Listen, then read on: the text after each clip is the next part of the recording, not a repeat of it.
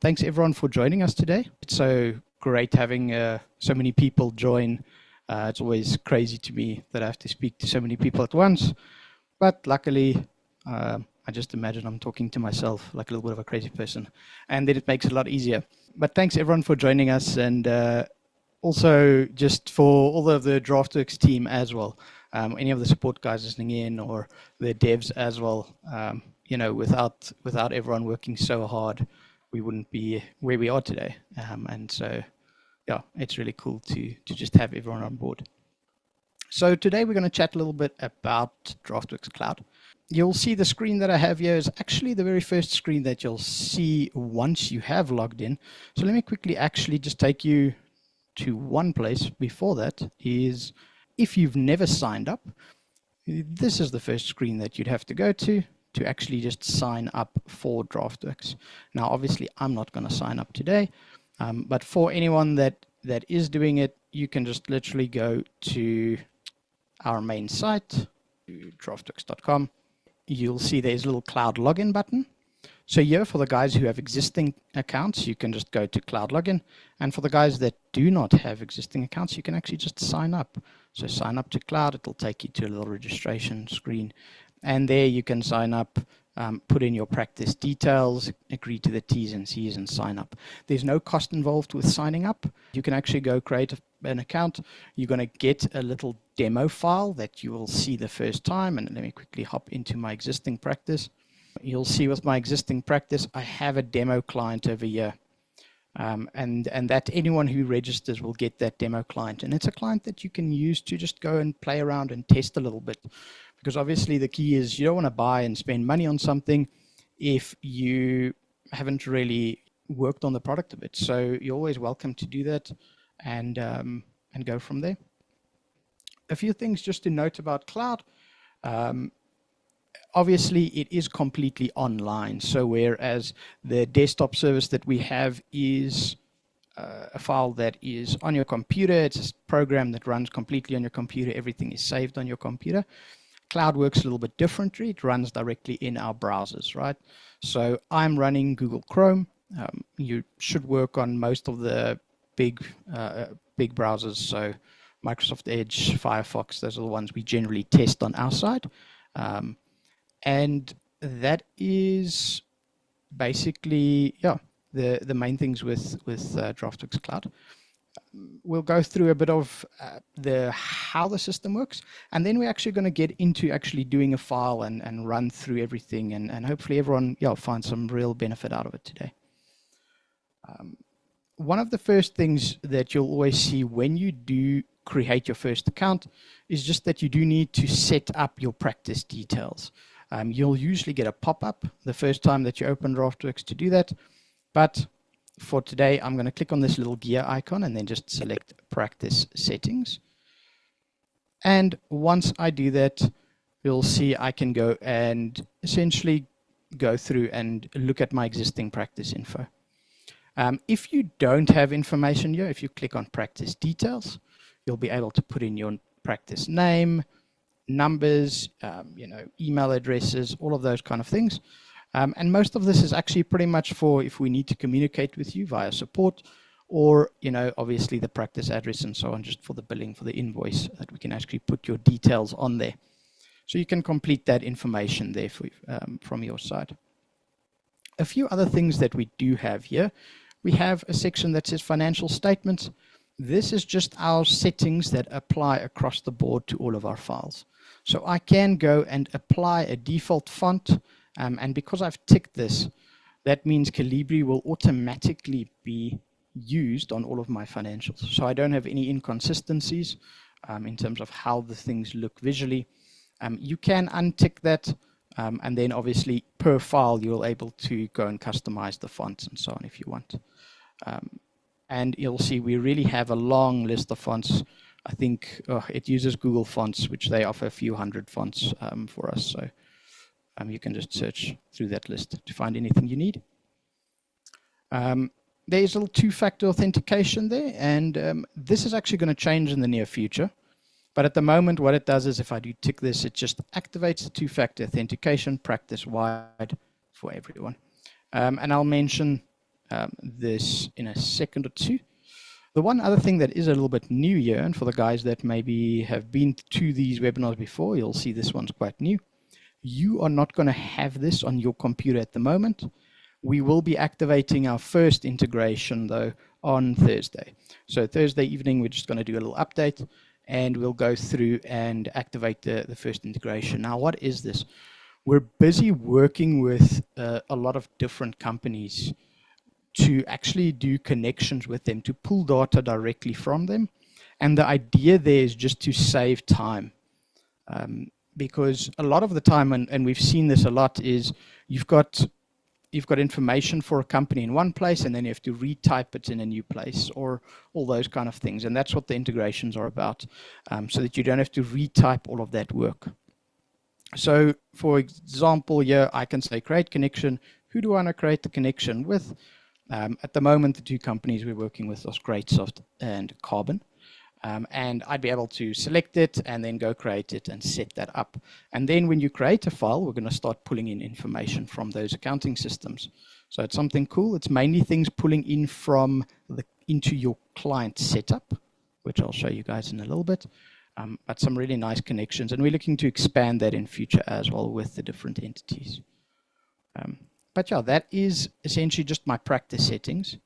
Now, the one important thing just to show here as well is if you are actually using Draftworx, you need to utilize credits to go and create files, to roll forward client files, all of those kind of things. And so you can see I do currently have some credits here, and as I go create a file, or as I roll forward, those credits will be used in the system. If you ever need to purchase new credits, what you can do is you'll see there's a couple of options over here. So you will have a pay now option, and that's probably the fastest way to get credits onto your account. What we do there is you would simply type in the amount that you want to purchase. You'll see I can say send receipt to, so that's where we're going to send your invoice to, and then I can say pay now. Now what that does is it actually jumps me through to a payment gateway where I can now go process that payment. And you can do that payment with any kind of card. You'll see I can do card payments, instant EFT payments, and a few different payments. These are the items you'll see as a South African user. For any of our international users, you're going to see the screen's going to look a little bit different here. It's going to take you to a website called Stripe, and they are our international partner when we're doing payments for international clients. But it's the same concept. You pay with a card and so on. And what's nice with this is as soon as the payment is processed, I'm going to cancel in this case, but with these payment providers, as soon as that payment's processed, you will see that your credits are going to update with the amount that you pay. So if my payment now went through, I would have had 7,100 credits on my account. And so that's just something to be aware of. The other option, if you don't want to use a card or instant EFT or anything like that, is you are able to say request voucher. Now what this is you will actually then receive an email. And that email is just going to tell you where to make the payment. So it's a manual payment that you make. And we'll send that through to you. You do the manual payment, you send us proof of payment, and we'll load those credits onto your account as well. And so that's the voucher option. And then lastly, there is a pay by voucher. This is if you have received a voucher from us. So we do sometimes send a voucher out for you. You can just type in the details there, and it's going to credit your account once you redeem that. So that's just a few of the payment processes and so on.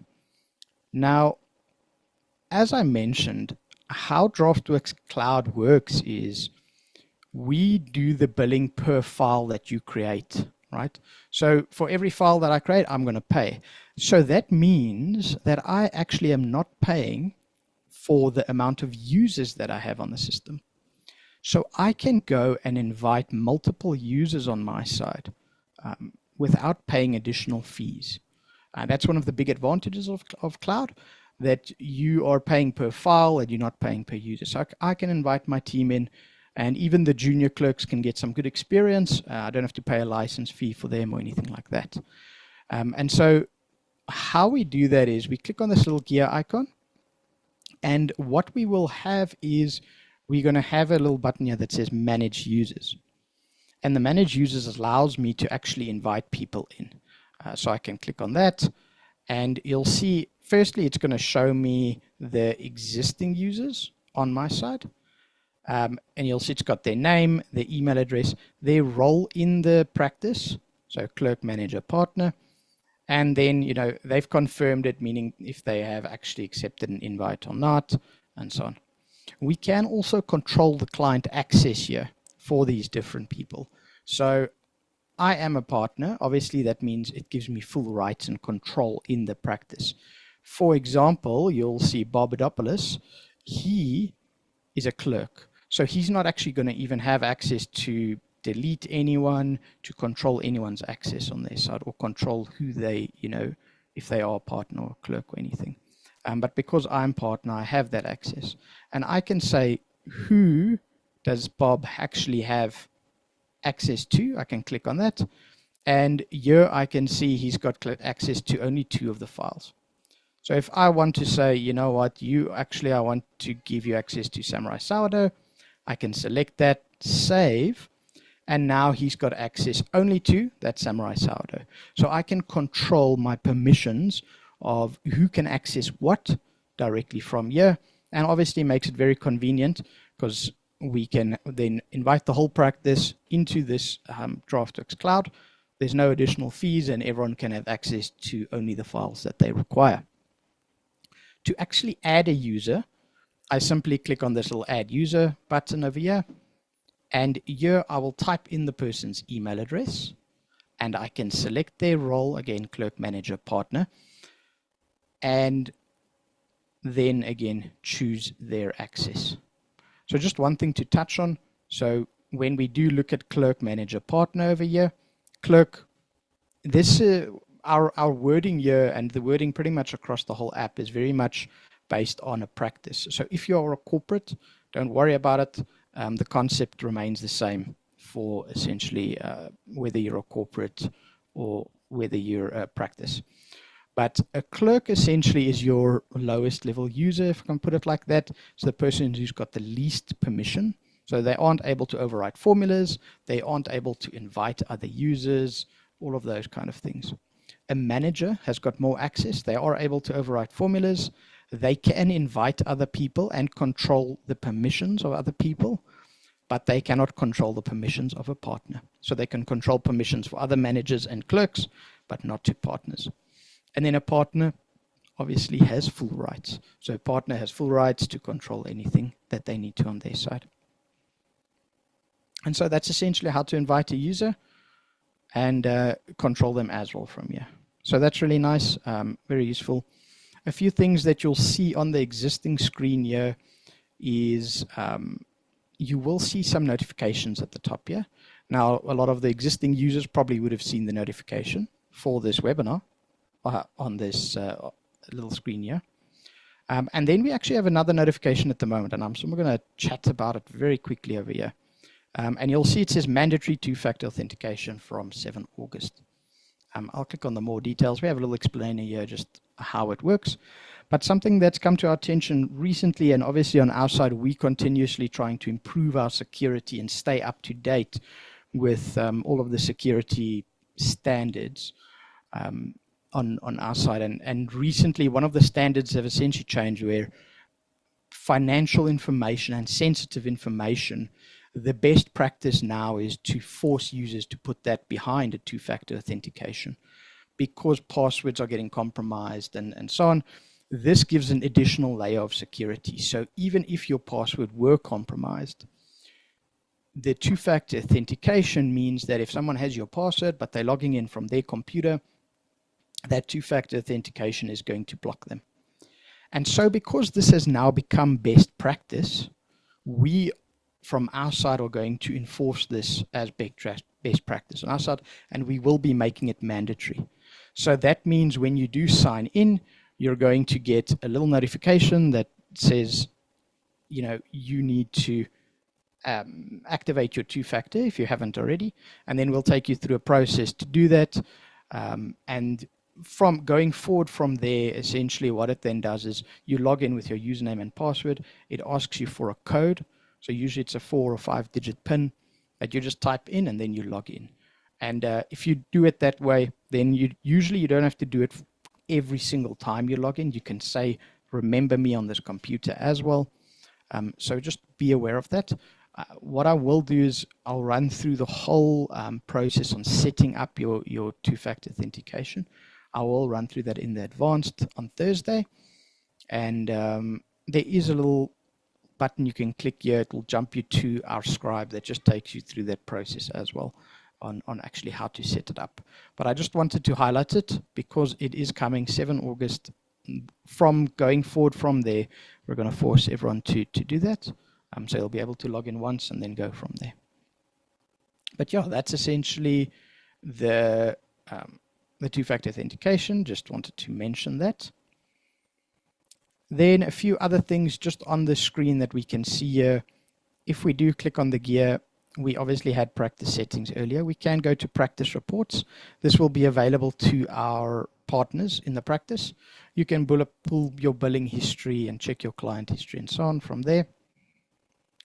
Something that is new, and you'll see we did it about 2 months ago, I think we activated it, is Audit Trail, which is something extremely useful that you'll be able to see on your side. If I do run the Audit Trail, I can see everything that has happened in both my clients and in my practice as a whole. So, for example, here we can see in the practice, Christu has changed user management. So I went and changed who's got client access. If we click on the little expand, we can see I have removed access and essentially added access there. So a nice little feature. We also have it on the clients themselves, where you can see all of the detail per client. There's a few filters and things you can look for, right? So I can choose, oh, I want to see specifically what's happened in this file. And then it shows me only this file. So there's a few nice tools that you can use here, and it shows you everything that's happened on the file, so you can see who's doing what and working on what. You are also able to export that to Excel, which is just useful if you want to go and filter it or all those kind of things. Very nice there. But that's essentially the new audit trail. Then we've got managed client portal entities. I will explain that in the advanced. We don't need to worry about it today. And then we've got the managed clients. And this one's very simply just any archived or deleted client files are going to sit here, and you can restore them if needed. If I were to restore one of these, let's restore the starter culture. You'll see if I close it, it appears on my main list again. And then I can just archive it again if I want to. So archive, sends it straight back. So archive is quite useful if you just want to clean up all of your main list. If you've got tons and tons of files, select like the prior years and so on, and just maybe archive it. You can always find it again. We're not going to delete it or anything like that. You can find it in on your managed clients again. All right. Then today we're going to do a bit of a set of financials. So we're going to go through, and to create a new client, I'm simply going to say add client. And here's where the process starts. So now the first thing that I'm going to do is I'm going to go to my client setup. And I'm going to click there, and I'm just going to type in. So we're working with the daily slice today. They sent me through a set of, working TB that I need to do financials of. So we're going to do that. They are a South African entity. You'll see we've got a whole bunch of files here. You can choose different countries. And again, just to mention, we do have a different server for clients from the UK. So anyone that has joined us from the UK, you'll obviously have a different list of countries to select from there. One thing that you might notice is we do have international now. That was not super recently, but it has been added for a while. And what that is if your country isn't in this list, we give you a very generic set of financials. So it is just plain IFRS or just plain IFRS SME that you can use, and you need to just customize further. So you go and choose the country, you go choose what, Companies Act it is, all of those kind of things. And what's nice there is a lot of the wording will just automatically update. So if you are, from your side and your country isn't on this list, you're welcome to use international. You're always also welcome to just give us a mail and be like, listen, this is my country. Do you guys want to add a set of financials for us? We always go through the frameworks and try and prioritize the needs for all of the different countries that we have. Then I need to select my framework. So the framework is going to be the most important selection actually pretty much on this list, because it does determine the cost of the file. So as I said, on cloud, when you actually go and create a file, here we go, and that's where the billing happens on the system. And you'll see here, so I'm getting charged in Rand, so essentially that's 165 for a closed corporation, a little bit more for the full IFRS files, just because full IFRS obviously is quite a lot more complex, and so we charge a bit more for that one. That's 325, and then for the IFRS SME 330 Rand. So really little. Most of the other files will be 165. You can see sole props 80. I mean, yeah, that's nothing. It's really limited. You will see that the list over here does say latest. And the only reason we say latest is because we do have legacy templates that are a little bit older. So the IFRS SME Plus, they're generally our more advanced set of financials. You'll see if I scroll down here, I do get a IFRS SME Legacy. It's the same cost. The important thing to note is the Plus financials, we've got more technology that we've built into them to automatically update when the standards change. They can also, we can do automatic fixes on the files when we have to do them. They're a lot more comprehensive overall, and they're also able to do additional things. I can automatically add additional links if I have to. If I've got 50 bank accounts, I can add enough to kind of cover them all. There's all kinds of things we can do there.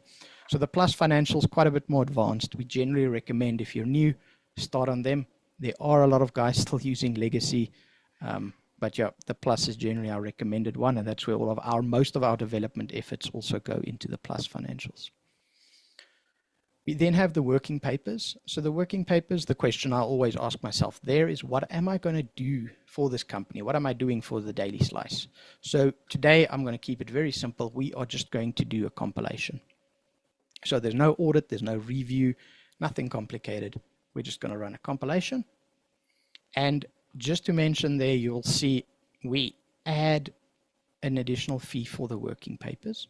So we've got the 330 for our IFRS SME framework, and then for the compilation working papers, we've got 165. So the total there is 495. You'll always see it at the bottom here. Now going from there, I'm going to just choose, what is the tax year that I'm doing? So I'm doing 2026. I can choose a different one if needed. 2026 in this case. What's the year-end date of the file, the actual day? We'll keep it 28 Feb. And then the period, is it less than 6 months? Is it more than 6 months? 12 months? You just choose however long you're doing for. I'm going to leave it at 12 months. So we're just doing a normal annual set of financial statements. From there, we also then can choose the industry. If you want, you can just select it. It's not going to change anything on the financials. So you can also leave it blank if you want.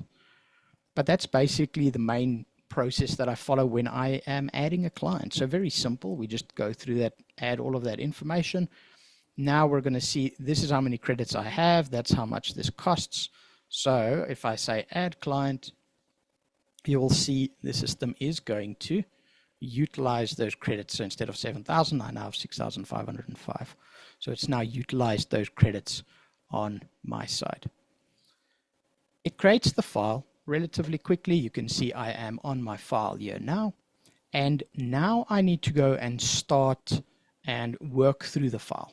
Now the startup screen gives us a little bit of a guide on the process that we generally follow when we're doing a set of financials from scratch, which would be the client setup is the first thing we go to, capturing your trial balance is second. We then link those trial balance accounts. Then we view the financials. XBRL, if it is required, it is also part of the system.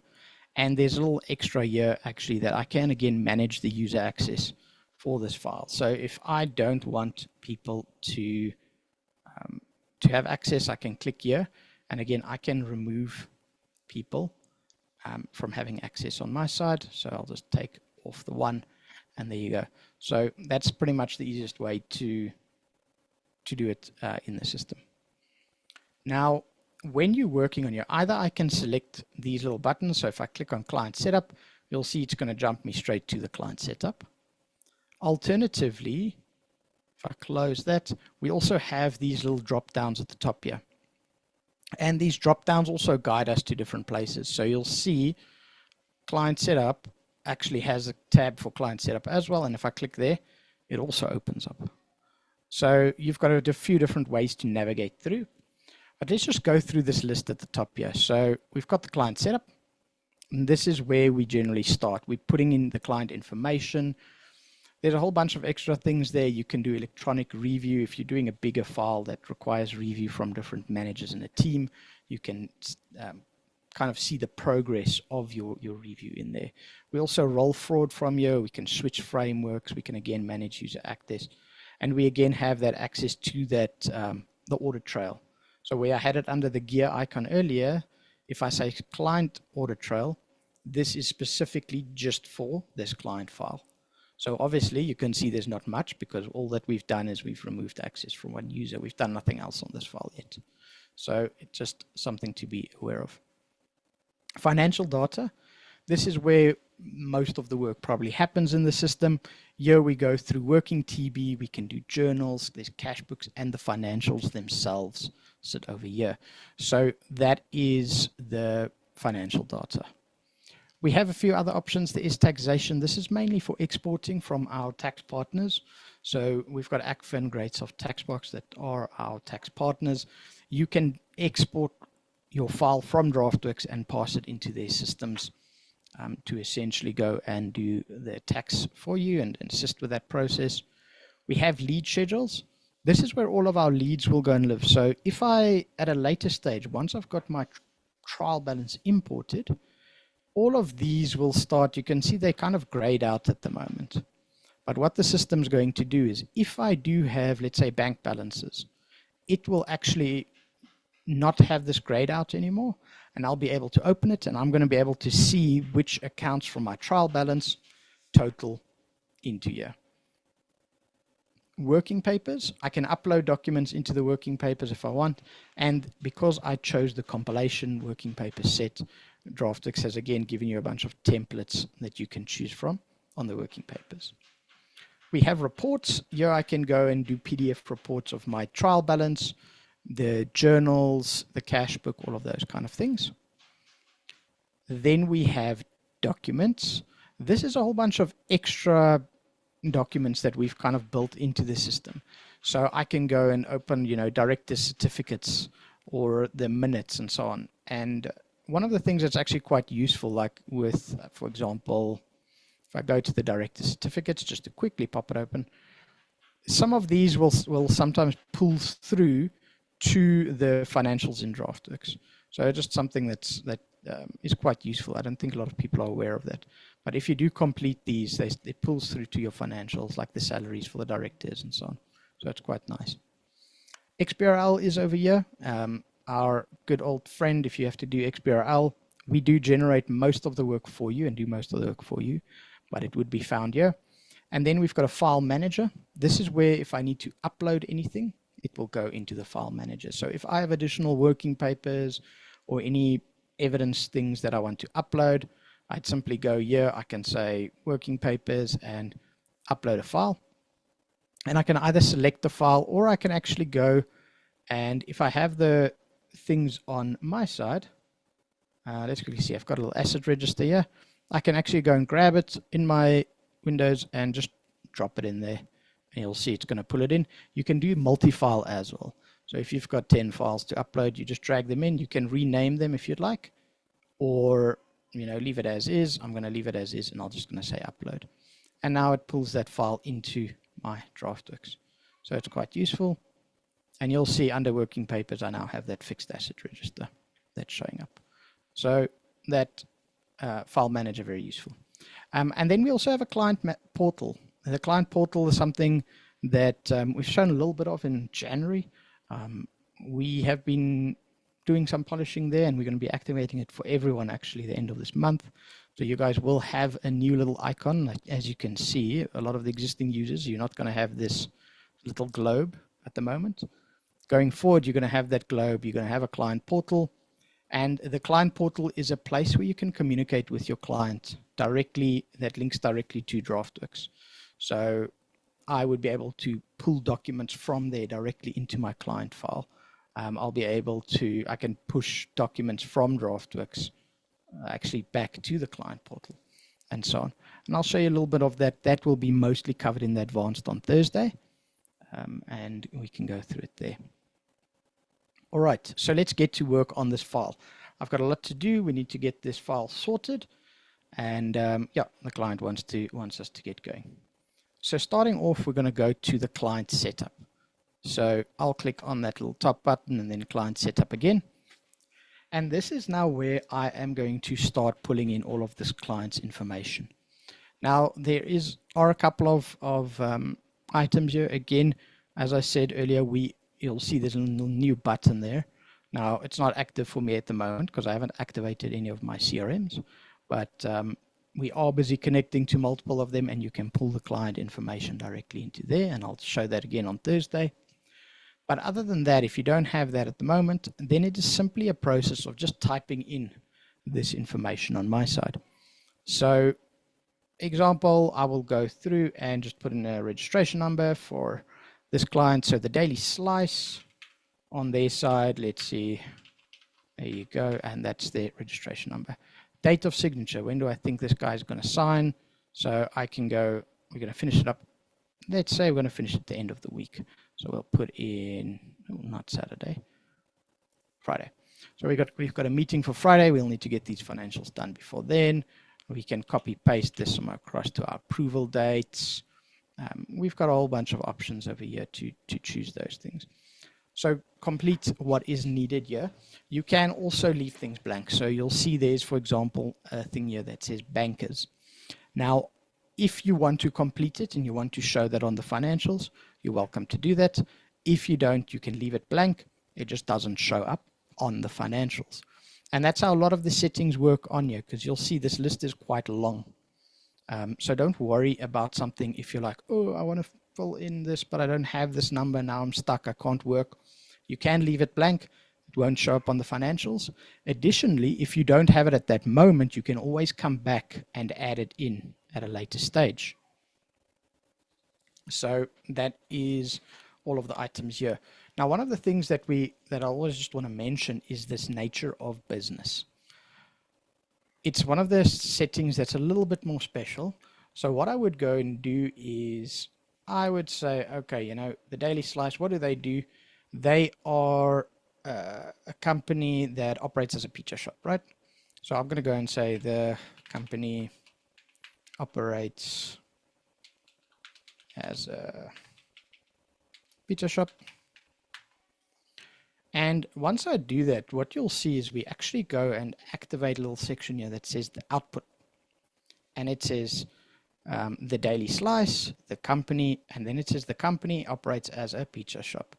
Now, an important thing to remember, the reason we have it here is what Draftworx is trying to do is we're trying to show you how this nature of business setting is actually going to look in your financial statements. And one of the things that this one now specifically is showing us is that the word, actually the company, is already going to be populated by Draftworx. And for me to type in the company is actually going to duplicate that on this little output. And so it's something that I would just need to clean up. So I'm going to say, okay, I'm not going to say the company. I'm literally just going to say operates as a pizza shop. And then you can see it now actually words it right. So the Daily Slice, the company. So going forward, we're obviously going to refer to it as the company instead of the Daily Slice the whole time. Operates as a pizza shop. So just keep an eye on that. it's something that people sometimes aren't aware of. The other thing that we often see is people just shorten it. So they'll actually go and say, let's do that. Just say Pizza Shop. And that also doesn't make sense when you actually look at the output, because it just says the company Pizza Shop. And you actually want a little bit of a description when you are putting this through. So just be aware of that one, and make sure that the output does look correct to you. All right, so going on from there, we have a couple of addresses. Very simple. Let's put in the addresses for the company there. So we're going to say they are on 7 Cheese Street, Toad Town. Let's see, I'm just copy pasting this across. And there you go. So that's their address. So we've typed that in. If the postal address and the registered address are exactly the same, don't type it in again. Copy from business address. One click, copies it across for you. So super simple. You can, again, still customize. So if I need to change this to a PO box or whatever it is, I can go and do that. So keeps it simple, but use that copy. It makes life a lot easier for you at the end of the day. Then going down, we have our secretarial info. So this is our directors' shareholders, the people who are actually running this company. So let's quickly grab the info there. And we have our director, Mr. Mario. And we can go type in the rest of the info here as well. So what's his interest? When was he appointed? All of that kind of information we can actually go and enter into the secretarial info. And then we can do the same if there's additional directors. You've got a Mrs. Peach, and she owns the other 50%. So fantastic, we can go complete that information. If the shareholders are the same, which in this case clearly they are, because I've got 50%, 50%, again, we don't want you to copy things or anything like that. What you can do is simply click on the little copy icons here. And the copy icons pull the information across so that I don't have to repeat and type everything again. So it just makes life a little bit easier and, again, a little bit faster. And that's one of the things that we love doing at Draftworx. We just love speeding up in small little ways because it all adds up. So anything we can do, we're going to try and speed up as fast as we can. One of the things that you often get as well is if, let's say in this case, Miss Peach is going to be the one signing the financials. Mr. Mario isn't, right? So we don't want him to be the first director, because then he's going to show up on the first place to sign, and we actually don't want that. What I can do is, you'll see where these 3 little lines are. If I hover over it, my mouse turns into a hand. I can click on that and actually just drag Mr. Mario down or drag him up or whatever it might be. And that switches them. And so once I've done that, then on my financials now, Ms. Peach would be the one signing and getting these financials done. Fantastic. So going down, secretaries. I'm going to leave that blank. We don't have any secretaries in this case. Financial years. What are we looking at here? The system should set this up automatically for you. If you've got a standard set of accounts, right? Your year-end date, we chose it when we created this file. And so it's set it up for 28 Feb. Your start date automatically is 1 day after your prior year-end date. And so it automatically does those things for you. The only time that you change this year-end date is when the company actually has a year-end date change.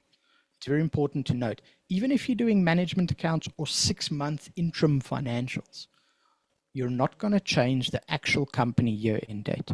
If I were doing 6-month management accounts, I would actually go here. You'll see there's a little management accounts tick box. Tick that on. And this is where I would then actually change my override date to say, let's say it was end August, whatever. So 6 months on, I would change that date and I would change my reporting period. But it's important to remember that you're not going to go and change the year-end date. Year-end date stays static for the actual year. This would actually be wrong. I would need to actually go, if I were doing 6 months for the 2026 year, I would actually want to go to the 2025, just as a note. But in this case, I'm going to leave that for now. I'm going to say we're doing management accounts. We're just going to switch this back to 12 months and go from there. There is a little other button here, number of years to present. You can switch this down to 1. The only time we really do that is if it's the first year of trading for the entity. That's generally pretty much the only time. The standards say we do have to have comparative figures, and so most of the time you are going to have 2 years. You can go, if you want to be an overachiever, you can go and set that to 5. It's going to show 5 years of data on the financials. A very important note there is that's 5 years only on the statement of financial position, comprehensive income, changes in equity. We don't do 5 years for the cash flow and the notes by default. If you did want that much info, you can happily contact our support. We can assist in getting your file to there, but it does require a little bit of work. For now, I'm going to use 2, and we're going to leave this again as is. Now, one of the things people often ask is, with this, what if I now close the client setup? Is all of this information that I've typed in going to be lost? So let's try it. Close the client setup and jump right back in, and we can see that our addresses are here. Everything's still intact. So we don't lose that information. The thing is, Draftworx is constantly saving. So let's quickly try it out somewhere. Yeah, I mean, let's just change this number of years to present. As soon as I change that, I'll change it to 3. As soon as I click off, if you see at the top here, so keep an eye at the top here, just below where my web address is, there's a little blue line that like flicks past. So there you go. And that's literally the system auto-saving. So, and that's actually default for every screen that we're on. So if we're in the financial data on your working trial balance, if we're in the financials themselves, if you do see that little blue line at the top, it means we're actively saving. Now you can see at the moment in my client portal, it's actually very quick because it's a very small save. I'm just changing one setting.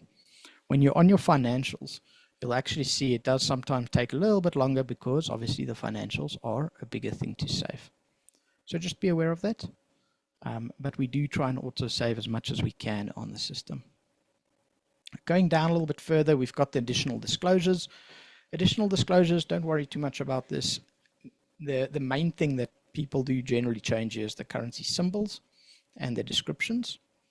But other than that, tax numbers, VAT numbers, all of that, if you want to show that, type it in. If not, leave it blank. So again, it's one of those things that's completely optional by your side. Scrolling down a little bit further, there is client portal. I'm going to cover that in the advanced. And then we're going to go contact info again, type in the contact info if you want for the entity. Otherwise, we go down to firm details, and the firm details should pull through automatically from my main practice settings, right? So practice settings, you can see it's got this like light gray shading already. So we have basically gone and we've already pulled in all of this practice settings from our main practice. You can see, you know, grain and gain accounting, and there at the top we've got grain and gain accounting. So essentially it's already pulling in that information. If you want to change it, you can. As soon as I go here and I want to change something, whatever, we'll put a 2 in there, you'll see it loses that gray shading because now it is different to our actual practice, normal practice settings. I can again just copy it through. So I can say copy firm details, and you can see it defaults back and it gets the shading again. So it's just something that we show there, just nicely to visualize for everyone. There is this little button here that says show additional practice details. And that will go and activate if we have to get audited on our side or anything like that. So in my case, these files are going to be audited. And so we actually want to activate that. So I'm going to say show additional practice settings. And you can see now it's got essentially empty space for me to go and type in. Why do we have this? Because if I compile this set of financials, right, I need to have a compiler's report, and that's going to be pulling in obviously all my practice details, my address, all of that. But the auditor also has an audit report, and so their details we also want to pull through. And so that's why we have this little additional practice details that we can activate. And again, it's very simple. I am just going to go and type in this practice details. And as simple as that, we go through and pretty much just pull that through. And that's now I can make it appear on the actual audit report on my side. We can change, is it I or we? So we're going to say they're reporting as we. The practice signatory important, that's the person who's actually signing on their side. So the baker's man's going to be auditing us today. And yeah, we can go and complete all of this. Again, we don't have to complete all of it now. If I'm not certain what the practice designation is or the role or whatever it might be, I can leave that blank for now. We can always come back to that and modify it later. Going down a little bit further, we then get to the layout customization. All right. Now we've got a nice section actually with a few customization options. We've got layout customizations, visual customizations, and naming conventions. And all three of those serve to customize our financials in ways that are quick and easy to make the change, but they generally have quite far-reaching consequences in the financials themselves. So as an example, I can go through and say, what balance sheet layout is the daily slice using? Are they using the normal one? So the normal one is the default that Draftworx has chosen, which is, splitting our items non-current and current.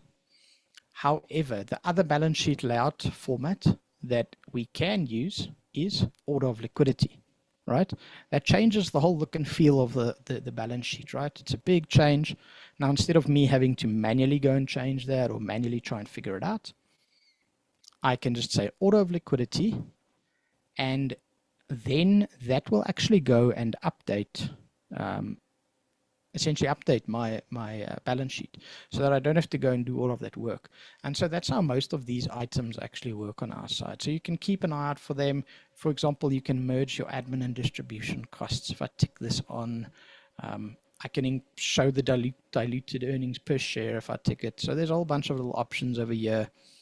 Accounting policies, do I separate from the notes or combined? There's a ton of settings that have been built in to just make your life easier. So that's the layout settings, layout customizations. And if I scroll down further, we then also have visual customizations. So very similar to the layout customization, except it's items that are purely visual. So think of capitalizing my sheet headers. If I tick this on, my sheet headings are all full caps. Alternatively, I can do like my thousands grouping. Is it spaces or commas and so on? And so we've got quite a few options over here in terms of how to change and customize things. Going down a little bit further, we then also have naming conventions. And the naming conventions is the wording that we're going to be using on this file. And so you'll see, again, it's pre-populated. So applicable act, the Companies Act of South Africa, obviously, because this is a company and I chose South Africa earlier. I can go and change this and just type in my own Companies Act if it was for a different country. And again, as I mentioned earlier, we have that international framework now that you can choose, and that one will actually have these items blank, and you can just go and type in your own details there. And so that's essentially how it works across the board. And what's nice with these is it changes it everywhere on the financials. The biggest one I always mention here is like, how do we refer to the management? Are they directors or maybe it's something else? If I change this, it's going to change the wording everywhere at once, because obviously there's a lot of paragraphs and a lot of sheets and things where we refer to, directors' loans, or the directors say X, Y, and Z and all of those kind of things. And if we modify it here, it will update. So if I were to say trustee, it's going to update automatically across the board, and that's going to change my wording to say trustees instead of directors. And I don't have to manually go and change it. So it's just some nice tools that Draftworx has built to modify your financials without you actually having to put in the effort and figure things out and manually do it and all of those kind of things. And yeah, so just be aware of that on your side. That's pretty much the client setup. One of the important things to note, and I will mention it here, we do lock the entity name as well as the year-end date after a period of time in Draftworx. And the unfortunate reason for that is we just had at a stage people were, because Draftworx Cloud is built per file that you do, people were purchasing a single file and they would go and change, do the file, print it out, change the entity name, do the file, print it out, change the entity name, kind of repeat that process. And we've had to take just some measures to close things down a little bit in that sense. And so just be aware of that when you are working on the files. All right. That is the client setup. Done and dusted. What's fantastic about this, I don't have to really come back here next year. It's all set up and we can go from there. So we don't have to repeat the work here. Now what I can do is at the top, I'm going to navigate again. I'm going to go to my financial data and the working trial balance. This is where the biggest portion of our work happens.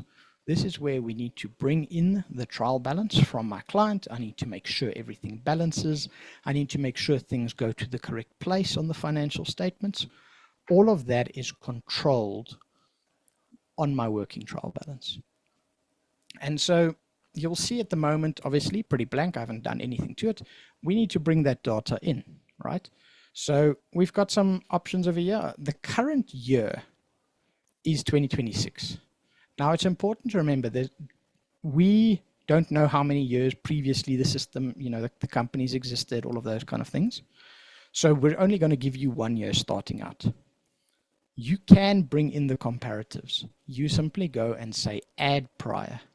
So if I click on that, you'll see it goes and it adds an additional year for me. So I can add 2 years. Now, 2 years would be fine and dandy. The problem that we have is if we only have 2 years, Draftworx can't automate my cash flow. So our general recommendation is always use 3 years on your side. If you've got 3 years of data, we are going to be able to automate your cash flow, automate a whole bunch of things. It just makes life a whole lot easier. And so generally we'd recommend 3 years of data. So that's fine and well. 3 years of data. I've selected add prior. I still haven't brought any of my data in. And here we've got a couple of options. So here we can go and import from different accounting systems. And so we've made connections with Sage, Xero, and QuickBooks. Those are our 3 main connectors that you can connect to. You can pull the trial balance data for those entities, directly from those systems into Draftworx. Alternatively, you can also use Excel. So if your client doesn't have that, you can use Excel. I'll use Excel today, and a little bit later I'll just show you a little bit of how these direct imports work. What's nice with the direct imports is we actually are able to do additional things for you if you do it. We can go and test values. We can also do a bunch of journal checks, all kinds of things. And I'll show that to you guys in a bit. But for now, I'll show you Excel. So client has just sent me an Excel. I'm going to quickly go and grab it. So I am going to say Excel. I'm going to select my file. And I am going to say, there's the daily slice TB, double click on that. And that pops open my client's trial balance. Now, an important thing to note, I can click through my sheets at the bottom here. Very important though is making sure that the year that I've selected is the year that I want to actually import. So here I have now selected 2024. So I need to make sure I don't want to import the 2026 year data into this year. Just obviously it's going to ruin all my figures, all my numbers, everything on my side. So I'm going to make sure 2025 prior year is that 2024 there, and I am going to make sure to pull in this data. Now, how do I do it? What I go and do is I have to tell Draftworx which column contains what data. So essentially, I need to start with my account numbers. Where do my account numbers exist in this document. So clearly we can see they exist in column B. So now I need to tell Draftworx that. So how am I going to tell Draftworx that the account numbers are in column B? It's really simple. All that I do is I go to the top here and I can click on this blue account number, right? And once I've clicked on it, I then go into my Excel and I simply select the cell where my account numbers start.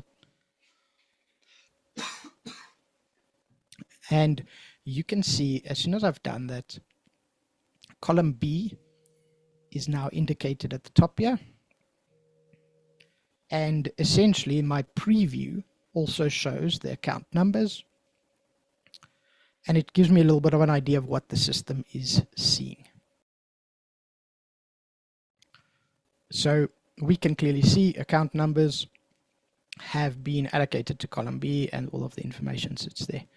Now next I can go account names. And account names is column C. And I do the same thing. Click on the box and I click on the column where the account names start. And you can see we pull in the information there. Same with the debit and credit amounts. Now important here is my debit and credit amounts can either be in 2 years or they can, or 2 different columns, or they can be in the same column. So because we're importing 2024's details, you can see it's just a single column. And so I just need to go debit amounts is in column A as well as the credit amounts. And doing that, the system's automatically going to figure out where everything needs to go. So because it's negative over here, the credit is automatically picked up. The amounts that are positive, so you can see bank charges, it's automatically picked up the for the debit side. And so the system kind of figures it out itself. In that same manner, just to mention, if you don't have account numbers, so very often some clients don't have account numbers specifically set, they just use the account names. You can actually use the account names for both. So you can see column C, I've selected now for both the account names and numbers. The system doesn't really care. It pulls all of that in. The only important thing is that all of your account names do have to have a unique name. You can't have 2 that says bank charges or, you know, the exact same thing. So just be aware of that. You don't have to go make up your own account numbers on your side. All right, but there you go. Those are the main things that I need for a basic file. I just literally need those 4 items. So account numbers, names, debit and credit amounts. Link, type, client name, we'll cover those in the advanced on Thursday. But that's pretty much all I need. If I scroll down, you'll see I can choose where am I importing this. Opening balance is the default. If you're doing monthly management packs, you can do month 1, 2, 3, 4, but the default is obviously import. There's the opening balance. And then we have the, what are we updating? So I can say only update current year links. Don't worry too much about that. That's more of the advanced things. And then the same with the clear existing amounts. You can leave these defaults pretty much as is. And I'm just going to say import. As soon as I do that, you will now see it has imported our 2024 data for me, and I can quickly go through that. Now import next year, 2025. So usually I'll import all of my years and then we start with the linking process. And this is exactly the same. I can just go find a file again. It can be the same file. It can be a different file. It doesn't really matter. And I am just going to go through. This time I did it really quickly. You can see account numbers, names, debit amounts, and credit amounts. And we're just going to import again. And lastly, I'll do the same for my 2026 year. And this time I'm just going to make sure to click on 2026 and same process as before. So then I pull in all of my information, right? I've dragged everything in from my Excel, and as I said before, we do have direct import from the accounting systems as well. And from there, I can then start working on getting everything linked up. Now, linking is probably the most important part of using Draftworx, because what linking is linking tells Draftworx where everything needs to go in the financials.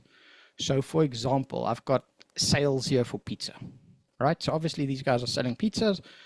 Now I can go and assign this. If I assign this incorrectly, if I assign this to, I don't know, to a loan account or a balance sheet account, it's going to appear on my statement of financial position. It's not going to appear in my comprehensive income, right? The system relies on the linking to tell it where all of your information needs to go. So that's why the linking is the most important part. And we've got some lovely slides that Nicole has created for us. And she's clearly on a holiday now, eating cake after all of our hard work last week. But thank you for the wonderful slides, Nicole. You're a lifesaver. And we're quickly going to go through and just explain some of the linking on our side. And so let's quickly go down. We're going to cover a few things today: the linking, PPE recon, and cash flow. And so what is linking? This is where we're starting. As I said, most important part of the system.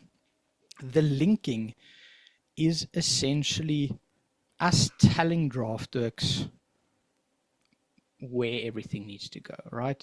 So you assign every trial balance line item has to have a link because it needs to be disclosed, right? That's just the standards. It needs to be disclosed, either balance sheet or income statement, wherever it needs to go. You can think of linking as essentially a way to give a home to every item. So you're saying this belongs in, you know, let's say it's a bank account. This belongs in my bank accounts. That means it's part of cash and cash equivalents. And that's what the linking process does. So we need to find the best possible match of the list of links that Draftworx has to match this trial balance. And a few important things. So now what we've done on our side is we take the linking and we've kind of categorized things in various different ways. So the first main category that we actually have is literally a big, broad classification that would either be, you know, non-current assets, non-current liabilities, current assets, current liabilities, expenses, sales. So it's like the overarching category that this thing belongs to.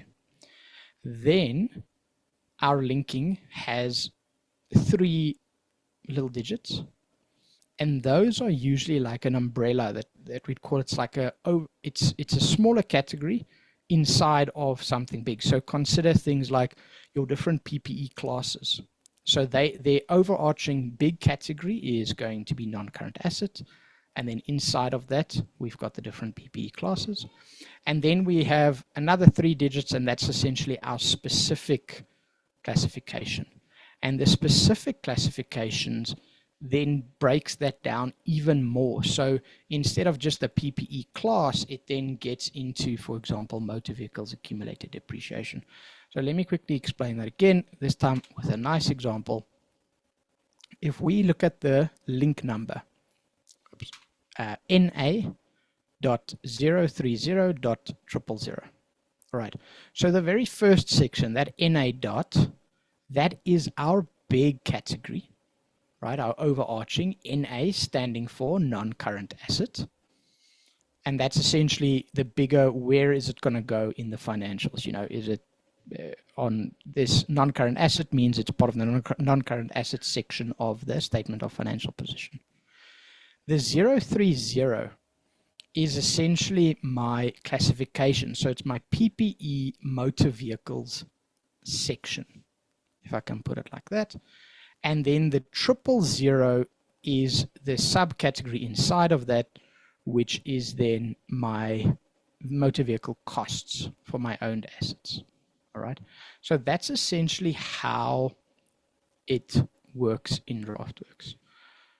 Essentially, the longer that the link is, the more detailed it gives you. So the first few things gives you the overarching category, then it gives us almost an umbrella item, and then it's the specific detail of that item. So keep that in mind when you are working on the files, extremely useful to understand. One thing just to mention as we go through here, with the categories, they're pretty much like the biggest overarching section of the system. And the categories, you'll see the little abbreviation at the front will either be CA or NA. You can see each of these have a different place that they go to. And it's obviously there's balance sheet items and income statement items as well. And so you can see it kind of pulls them through to different locations. Important one that you will see here is there are some items where it just says C and then current, or N and non-current. So we have CA and CL for, current assets, current liabilities, but then we also have just C. And just C would basically be for items that can be either a current asset or a current liability. I always think of VAT for that one. It's the easiest one to explain. So essentially VAT can either be, we need to pay government money or they need to pay us, and it's going to happen in the next 2 months, so it's current. But what's nice with this is Draftworx will automatically sort it out for you. It's automatically going to look at that account. It's going to say, oh, you know what, it's in credit, so it's a liability this time. Maybe next time it's in debit, and then it's, an asset. We look at it automatically, and it's going to throw it into the correct place, into assets or liabilities without an issue. And so it's extremely useful to have your understanding of the categories just by looking at that and knowing where it's going to go. Take a nice look at these. And as a note, we'll be sending these slides through to you guys so everyone will have access to them. So you're welcome to go through and just go through them and have a look if needed. Cool. So let's get to linking then on our side. So we're going to go through, we're going to link, and we're going to start with our Peter sales. All right, very simply, the way that we can do this is click on this show hide link numbers. That's the easiest way to do the linking. I enjoy that more than kind of the pop-up one, but I'll show that to you guys as well. What's nice with this is, okay, I can drag it around, but you'll see when we do look at this, we've got the TB still on the left. And on the right-hand side, we have all of the Draftworx link numbers. So here you'll see the number, and we've just covered it, right? There is, for example, the value-added tax, right? So C, which is that current, you'll see there's the first three digits and then the second 3 digits. And so that's the linking. We also have a column here for details. This is the description that Draftworx tries to give you of what this item actually is. The type is either going to be balance sheet or income statement. We have the disclosure description. The disclosure description is important. What that is, it's the description that Draftworx is going to use on the actual financials. So when we look at, again, value-added tax, we're not going to say, in brackets and balance on the financials. We're actually just going to cut it off to say value-added tax. And then we also have a category. And the category, again, that's now the items that we saw when we looked over here. So you'll see C, current, CA, current assets. So let's go look here. You can see there's my category, current. If I scroll a little bit further down, there we've got current assets, CA. So the category is essentially an extension of the little prefix at the front of these link numbers. So just make sure that you keep an eye out for that one. Now, when we do the linking, the way that we do this is we search in these little orange bars. Now, the best practice is to generally go and look at your category and fill the category in first, because you know in which section of the financials you are. So, or the trial balance that you are. Let me explain it like this. So I'm working on sales over here. I know that my sales is basically going to be part of income, right? Category wise.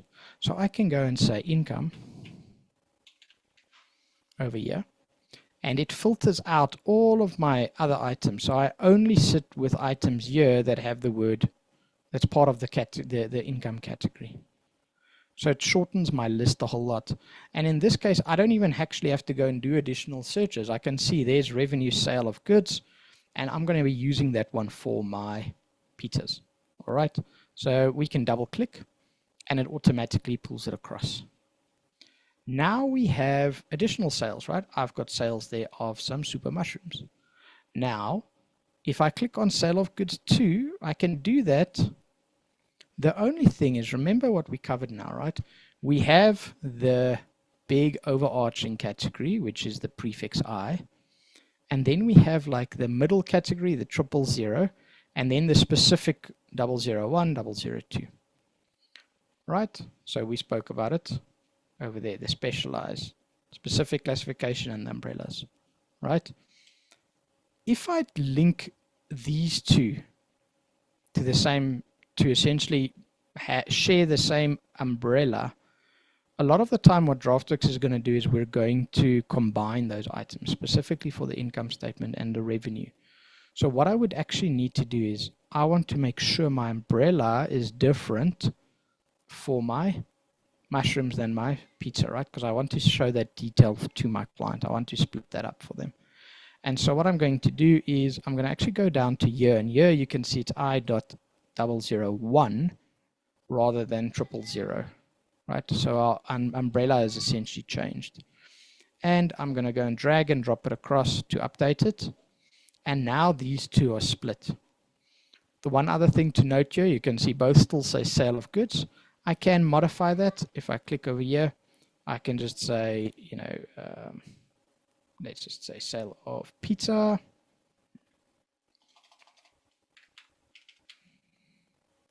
And yeah. I made a mistake there. I accidentally dragged and dropped. There you go. Also, I'm going to change it on this side. You can change it on either side. I keep trying to drag and drop there. There you go. And you can see it changed this there. And that just changes the description on the financials. So now it's going to say sale of pizza for that one. And for this one, we can say super mushrooms. Cool. And that essentially updates our wording. Now, next items, you know, we've got some purchases that show here. And if I go and do my purchases, and let's just quickly type that in there. So purchases is going to be under the links for the category for cost of sales. So we're no longer on the income category. So I can say cost of sales, and we're going to go and do the same here. Now, one of the things that you generally note as well here is if a purchase is specifically linked to like that that sale, you again want the umbrella to be the same, and you'd want the items. I don't have an additional cost of sale here for, like, you know, the super mushrooms, but generally I'd want to then go and split that one out so that my COS 000 is actually COS 001 for my mushrooms cost of sales. So you kind of understand how the umbrella works.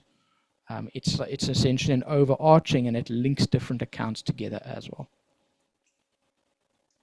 One of the other items that we then see often is if you have a whole lot of accounts that are very similar.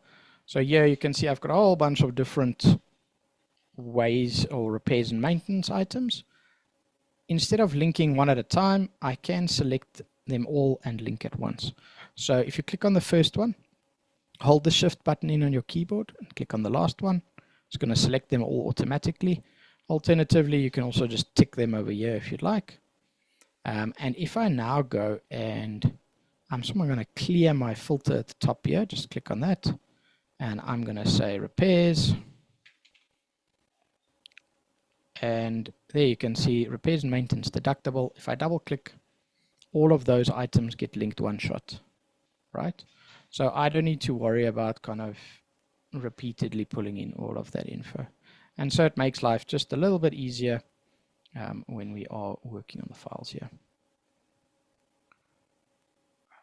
One of the things just to mention as well with all of our tables similar to this, there are two things that we're able to do. So we can group things into like groups of things. So usually for like the linking, what I want to do is I want to sometimes group by category. If we click on the heading, I can actually drag the heading to the top here, and you'll see what it does is then it splits all of my accounts into their actual categories. So if I then search, let's say for example for my bank charges, I can still search like usual, but it filters out, and then I can kind of just grab that one quite easily. So that little dragging the heading is quite useful. If you want to reset it, just click on the X, resets it again. And then the other thing that you also want to do is you can actually change the sorting on these tables by clicking on the heading. As an example, if I want my accounts to be all the way at the top, if I just click on that, you can see I actually brought some accounts that were further down the bottom of the import, and I brought them to the top because I'm now actually sorting this from smallest number to highest. I can invert that again if I wanted to, or have no sorting. So I'm actually going to set the sorting to be smallest to largest, just makes my life a little bit easier. And I'll see I actually got a few surprise accounts that I skipped earlier. I was wondering where those were, but the account actually sorts them out quite nicely for me. Now, one of the things that we often see is you have income that's maybe not directly related to your normal, part of the gross profit and things. And so if that is the case, you can go and see, we actually have a special category for those. It's called other income. So always be aware of that one, because these are the items that essentially don't form part of your gross profit, right? So these are other items that we can use here. And again, I can just go and look through this list. If there's nothing that relates to plumbing classes or whatever it might be, I could probably say that's fees, some kind of fees received for classes. I can go and use this one. And again, I don't have to worry about the wording, because this fees received, I can always go and just change it on the disclosure descriptions. And as soon as I do that, again, it's going to now identify itself separately. Because I've made it part of other income, it's not part of my gross profit calc. And I can go do that. Again, I want to split this one out, so I'm going to split it to its own line for the Yoshi rides, because they are also a unique item that I want to show separately. And so I've essentially gone and split them out. So those are a few of the nice things that we are able to do on our side. And the last one I'll quickly fix here is just this cost of sales that I'm just splitting out again to there. Perfect. Now, one of the cool things that we do have, and we've worked for quite a while to get this better and better, is our smart linking. The smart linking is essentially something that goes and it tries to automatically link everything for you. Speeds up the process a whole lot. And if I do run this, you'll see, we're just going to quickly run it here. It's going to go through and it's going to do all of my linking for me. Saves a ton of time. It's going to give me a little pop-up that just gives me the confidence level, like how confident is Draftworx in the guesses that it has done over here. And if we go through, we can now see a whole bunch of items are linked. We also drop a few percentage icons over here. Now what's nice with these is it's telling me essentially how confident it is with its guess.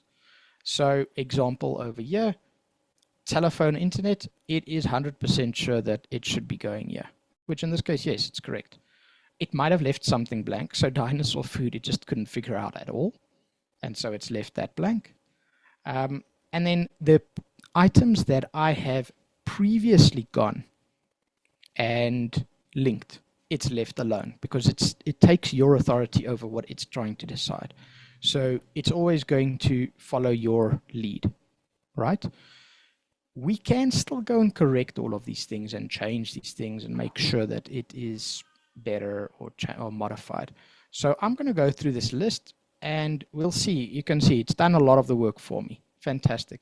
And we are looking at some nice improvements coming in the near future on the smart linking, just as a note. We've been working quite hard to get them more and more accurate. But what I can go and do is I can go and double check, you know, let's take a look at the finance lease interest. It looks fine. It does say trade and other payables, but it is an income item. It says expenses. So let me have a look at what's going on there. If I click on the little blue box here with the arrow in it, you'll see it pops up a link list. And again, it's the same link list as what we did now with the share screen. It's just a pop-up. You can see we've got the link numbers, details, type, disclosure, category. It's all there. Now, specifically looking at this one,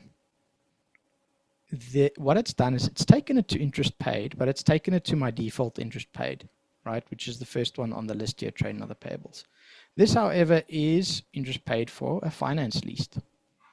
So let's go and just modify that. So I'm going to just say, give me an expense still, and I'm going to do the 090 or 09. And then I'm going to say finance lease. And you'll see we actually have 3 different links for finance lease interest paid. Why do we have that? Because you can actually choose where you want to show that in your cash flow. So you'll see these literally say the same thing, interest paid, finance lease obligations, but there is for CF operating, CF financing, CF investing. So you can choose where it's going to show on your actual cash flow. So we try and really think of a lot of things to make your life easier, be aware of those kind of things. And it's really useful to kind of do that, because then I don't need to manually try and move things around or change the formulas or anything like that, just because my thing's not showing in, you know, the finance lease isn't showing in investing or whatever it might be. Same here with our dinosaur food, right? So obviously dinosaur food is not going to be found on my search list, right? If I search the details, there's no such thing. Draftworx doesn't provide for everyone, it's unfortunately true. Dinosaur food is not part of our default link list. So what we're going to do is we're going to say, we know that this is an expense. So let's start there. So we're going to go and put an E dot over there, which is the same as typing in expenses on my category list. And then we're actually going to type in the word other. And what that means is we actually try and have placeholders for any type of expense. And actually, even if I take away the expenses for a second, you'll see we've got other for pretty much everything. So other cash and cash equivalents, other inventories, other loans, and those are all, anything that has that other at the front is a placeholder that you can use for unique items. So when you do have unique items like your dinosaur food, you can go and say, you know, other expenses in this case, and we can simply double click and it takes it across, and that's going to link it automatically. We also have superstars, and in this case again, it has actually been automatically linked, which is incorrect. One of the things to mention here, and there's something that I spot quite often, is sometimes with the automatic linking, it's going to link income statement item to balance sheet. A nice quick way, a little tip there for you guys, is a quick way to always figure out, especially if you're using like an existing accounting system, say Xero, QuickBooks or something like that, have a very quick check, like compare your profit and loss in the accounting system against the profit and loss that Draftworx is showing you at the bottom. The reason is, if I have something like this, that's an expense in my accounting system, but now for some reason the auto linking has linked it to a balance sheet item, Draftworx, you're gonna notice it quickly, because the Draftworx profit and loss is going to be different to your accounting system's profit and loss. And then I can easily go and just quickly fix this here. This is again other expenses, and I'm going to use other expenses 2 this time because I want to split it out. And again, let's go and update those descriptions so that the wording updates on the financials for me. I'm quickly going to finish scrolling through this, and then we can probably take a break. We're just going to have a quick look and make sure everything is good. So telephone, security, salaries, that all looks good. We've got tax. Important thing to note about tax, if I click on the little blue pop-up, you will see with the tax items that we list here, so there's a whole bunch of them, there is taxation, there's different types of taxation items. So just make sure, sorry about that, just make sure you do select the correct one. In this case, oh, where'd my T items go? Sorry, there they are. In this case, this is just the current tax, so I'll leave it as that. But just be aware there's capital gains. You can split your tax up if needed in any way. I'm going to leave it as is. There I've got share capital, retained earnings. That all looks good. I've got your pizza oven cost, and that's been done to cost of sales. And again, we've got the same thing that I mentioned earlier, right? Where we've got something that's a balance sheet item and it's accidentally been linked to the income statement. And here, I can go and switch this thing out, and we're going to say NA. And what would a pizza oven be? Now, Draftworx doesn't have a pizza oven type of expense. So you can choose how to classify it. Maybe it's plant and equipment. In this case, I'm actually going to just say, we'll go again with the other. And we're going to say other fixed assets. And I'll use that. And we probably want the wording to be updated there as well. And so I'm just going to say pizza oven rather than just other fixed assets. Something to be aware of, and we see it often as well when people are doing linking for PPE items. If you have your cost and accumulated depreciation separately, make sure that the umbrella of that link, so again, the second set or the first set of 3 digits, is the same, because that means they're linked to each other. So my NA.084 is these two are linked, so they will kind of set off against each other nice and neatly in the financial. The same with my motor vehicles. You can see it's 030 for both of them, and therefore they will also set off nicely against each other. So keep an eye on that. If I have these two as 2 different items, they're not going to set off nicely, and your file might not look as nice. All right, going down, accounts receivable, that looks fine. Shareholders loan looks fine. We've got a bank account, that's fine. Cash on hand. There's an investment here for M&L karting. So what I'm going to do, investments, we'll go and link that to listed investments. Then account payables, tax payable has been linked incorrectly there to trade payables, so we want to fix that one. And this is another important one just to mention, guys, is you'll see without tax items, we have taxation able to set off, and we also have taxation sections not able to set off. All right, so remember, you can have different types of tax. Some can be set off against the debit, can be set off against the credit. Other times you can't do that. If it's something that you can't do, if it is an asset that you can't set off, go and check the category, current assets, or the little prefix CA, CL for my liabilities. And then if it is actually able to set off, it will just be a C. It will just say current. Be aware of that. Just makes your life easier if you are working with complex tax situations. In this case, we're saying it's able to set off. I'll make sure I'm happy with that. And we can go from there. And we've got a finance lease capital. That's fine as well. Perfect. So most of my linking is done. There's a few things that we can still change. Now, one of the things to remember is you're not going to have to redo all of this work. If I now go into next year, Draftworx is going to remember all the linking that's been done. If we go and look at our prior years as well, you'll see the linking carries through to those as well. So we don't need to redo this for every single year. We kind of just need to do it for the years that are, we do it for 1 year and it pulls through to all of them. However, we might have a case where we need to do it for only 1 year. I'll use an example. So let's say I've got a shareholder's loan here from Mr. Mario. All right, now this shareholder's loan is currently a non-current asset.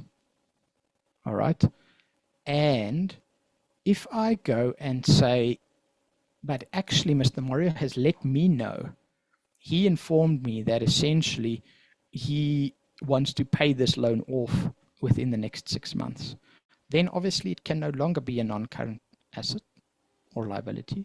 It needs to be changed.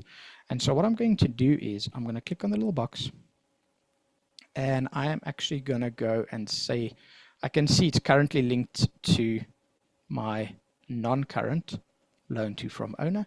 So what I'm going to do, I'm actually going to use the second set of numbers, so that not the n, I'm just going to say .731.105, what, 501, sorry. And you'll see now we've got that loan, and it's actually got a current portion and a non-current portion, and these are linked to each other. You'll see if I go and change my disclosure description over here, and I'm going to say instead of an owner, it's Mr. Mario, it actually changes both of those descriptions, even though I just changed the one. And so I can go and say, I want the current year to be a current portion. And what I'm going to do is select it and then just say current only. So if I say current only, you'll see now it's changed to a current item in this 2026 year. If I go back to 2025, it's still a non-current in 2025. So we don't need to change anything, especially obviously because last year's financials would have been signed off with it being non-current. And so I don't need to worry about that. All right, guys, so we've covered the linking. And just a very quick recap. When you are doing linking, choose the best possible match. Try and figure out where it needs to appear on the financials. Ask yourself, is this balance sheet income statement? Is it an asset? Is it an income? Is it, other expenses? Where should it appear? And then if you can't find a match, remember those other links. It's one of the important things just to mention, where it's other expenses, other cash and cash equivalent, those kind of things. Remember to touch those.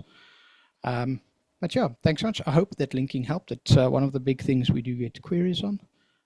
So hopefully this linking 101 will help. And as I said, we will be sending that out to everyone. So let's continue on with this file. We have now essentially done our linking. Everything is linked, so we can see there's nothing that is blank. We can also see that our TB is in balance. We can look at these little zeros at the bottom here. It means the trial balance is in balance. And therefore we're good to go. So let's go and open up our IFRS SME Plus financial statements. So we're going to click on that. It's going to load for a second or two. It essentially downloads the template to your computer. And you'll see it will pop open. It has a look and a feel very much like Excel. It's one of the things that we've mentioned before, but essentially Draftworx looks and feels like Excel just because, well, most accountants are very comfortable with that. And so you'll see it looks and feels like Excel. At the bottom here, we've got sheets. So each sheet is a different section of the financial statements. And very simply, we are able to edit things. So for example, there's a sustainability report.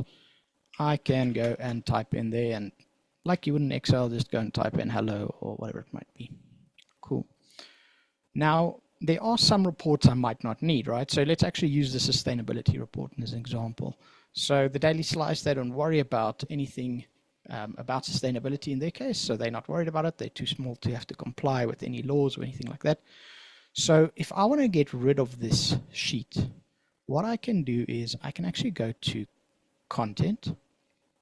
And in content, what I'll see is there's a list at the top here that's essentially a list of all of the active sheets at the moment. So you can see there's checklist, status cover. That's where I started, checklist, status cover, right?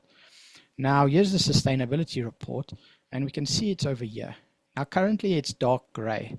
If I wanted to deactivate it, I could actually simply click on that item once, and you can see it's no longer dark gray, and it has disappeared from my sheet at the bottom here. And so I can use that to remove things that I don't need. I can always bring them back. If I'm like, oh no, I actually do need it, I can click on it again, and you can see it comes right back. But that's essentially what we can do on this content screen. Now there's a whole bunch of sheets that we have here. So let's go through them, and we can have a bit of an idea of which ones we're using, what we're using, and so on. So obviously checklist and status I'll cover in a second. Then we have our cover page. That's simply the cover page. We've got an index. That's where everything will show in terms of the page numbers. You will say it does say preview to update. That will update the first time that you actually run the print preview. Then we're going to update these numbers for you. So don't worry about typing it in or anything like that. They automatically update your side. Management info, this is purely where all of our information lives for this company. You can see the directors, we can see registered addresses, all of that. And one of the things you can do is if you see something that you don't want to show, let's say company secretary, for some reason it's showing me a date that there's no details. If I want to hide this section, you'll see a lot of our data has got these little boxes on the left with a line that goes down. Now that's a grouping, and we can actually switch groupings off as a whole. So you'll see I can go here. That's the whole group because it starts at the header, goes down all the way to the end there. Then you can see next group starts. If I don't want to show this, click on the box once, and you can see that whole grouping collapsed. And it means we're not actually going to show that section. And if the header has a collapsed group around it as well, we're also not going to show that. So this essentially won't print. So just be aware of that. Going on, response page, director's responsibilities and approval, director's report. And again, you can see we have a whole lot of grouping and so on over here. And we're going to jump back here now, but let's quickly go on to a few more things. We've got our reports. There's an audit report. We are going to get an audit report later. So I'm going to leave this for now. There's a review report. Now we can't be reviewed and audited, so I don't need that. So I'm going to click at the top here. Compiler's report, I want officer, psycho report. We've got the statement of financial position, comprehensive income, changes in equity, cash flow, accounting policy. So all of these are pretty standard. If we want to see more sheets at the top here, we can click on this little arrow. You can see it scrolls across. There's a ratio sheet. Now the ratio sheet looks a little bit different. We've got some basic ratios in here for you. You can keep it if you'd like. I'm going to remove it for now. We do have a tax calc, and I'll cover that in a little bit. And then we also have an ITR 14. This is just a basic like summary. So what we do with the ITR 14 is we summarize basically how your ITR 14 will look if you were to submit to SARS. And it's got all of that info in. In this case, I'm not going to use it, so I'm also going to hide it. And now you can see I actually have hidden a whole bunch of things, so my list is quite a bit shorter. Yeah, we can go from there. Now, the first thing that I want to touch base on is our checklist screen. Checklist screen is there simply to assist you in your disclosures. So what I mean by that is if you are maybe uncertain of where a certain disclosure is in Draftworx, or you're not 100% sure how to disclose something fully according to the standards, you can go to the checklist screen. You can see we split it into a whole bunch of different things. In this case, I'm worried about the IFRS standards. So we can click on that little plus, and we can actually go and figure out, let's say I have a question about how to disclose inventory. If I click on that plus for inventory, you can see it's going to give me a list, and it actually says an entity shall disclose the following, and it's got a little A, B, C, D, E of the things that we have to disclose if an entity has inventories. So it gives me the breakdown of what I actually have to show. And then additional to that is we have these blue hyperlinks that actually jump to the location where that item will be disclosed in Draftworx.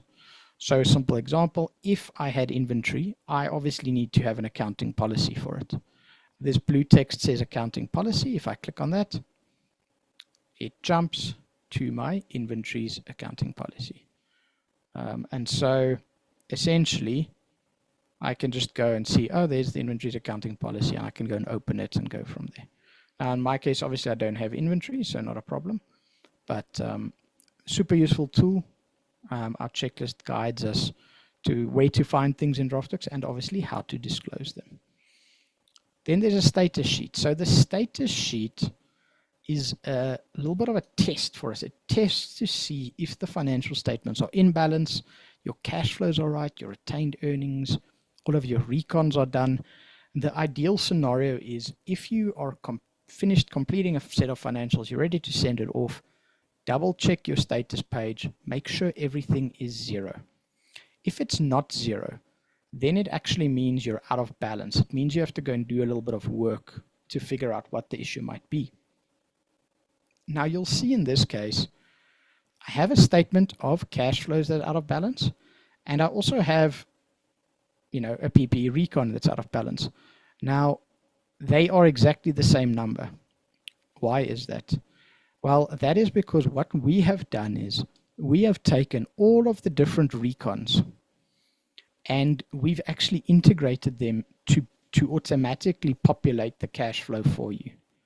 So the one important thing to remember is always do your cash flow last. Because if you do your cash flow or trying to balance your cash flow while your recons aren't done, you're going to have a very hard time. Because essentially your cash flow can't really be balanced if your recons are still out of balance. Speaking of recons, if we take a quick look at our PPE recon, we can see it's out of balance. So let's go investigate that a little bit.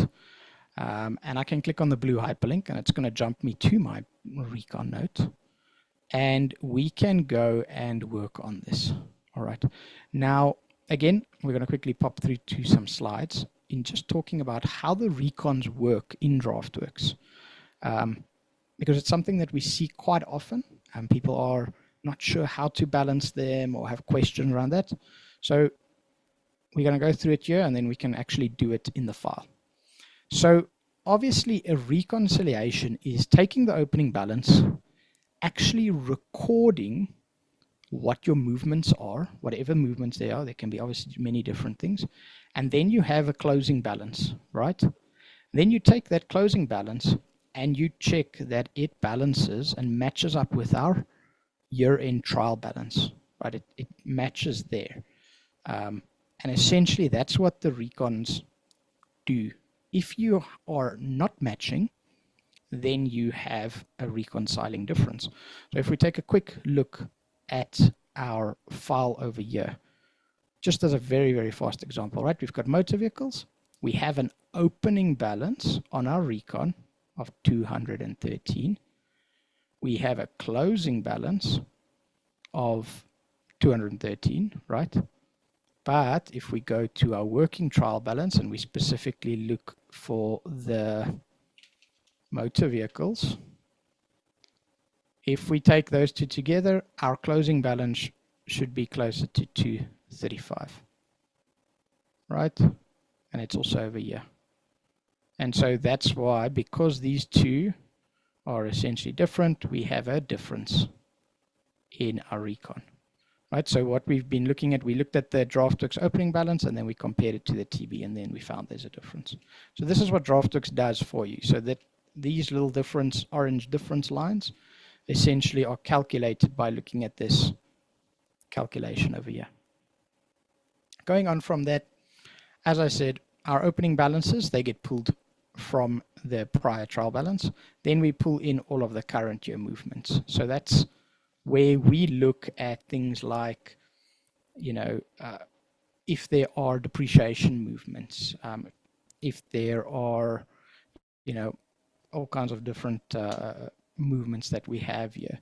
Now, some of them we're automatically going to do. So, for example, we'll do depreciation automatically, but some of them you need to do. And so you'll see here the balance sheet movements, specifically in the PPE, are generally the ones you need to go and do.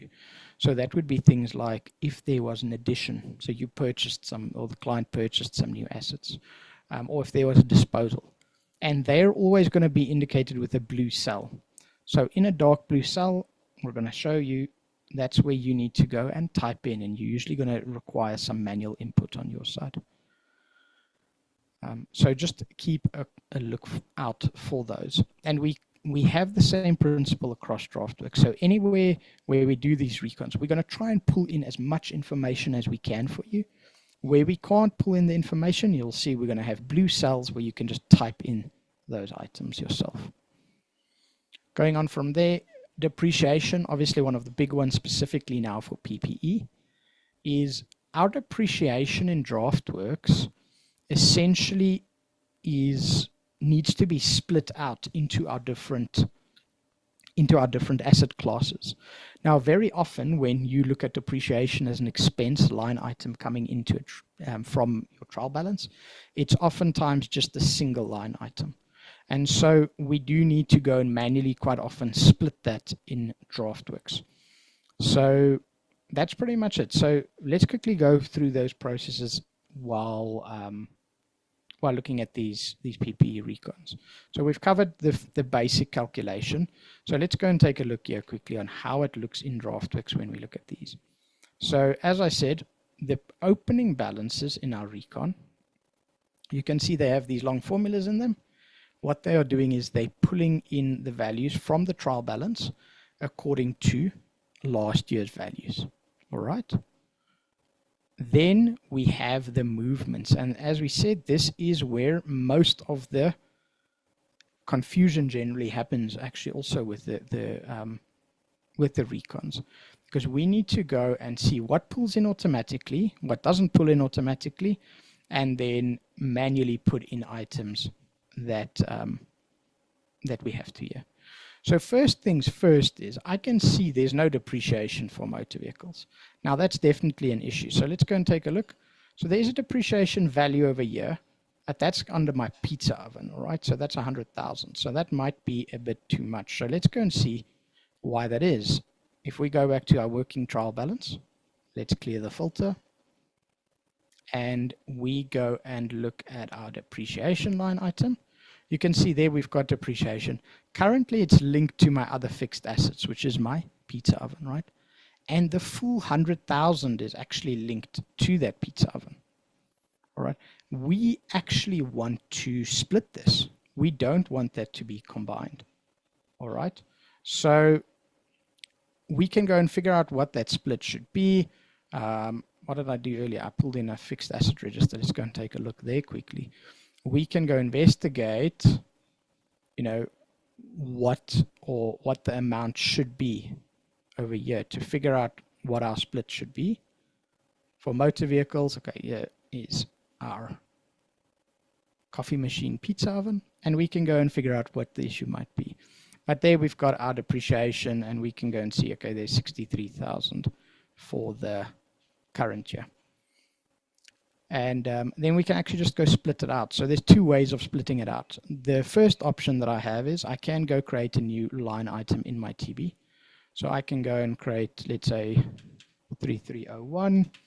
And I'm going to say depreciation. And this is the depreciation for my motor vehicle.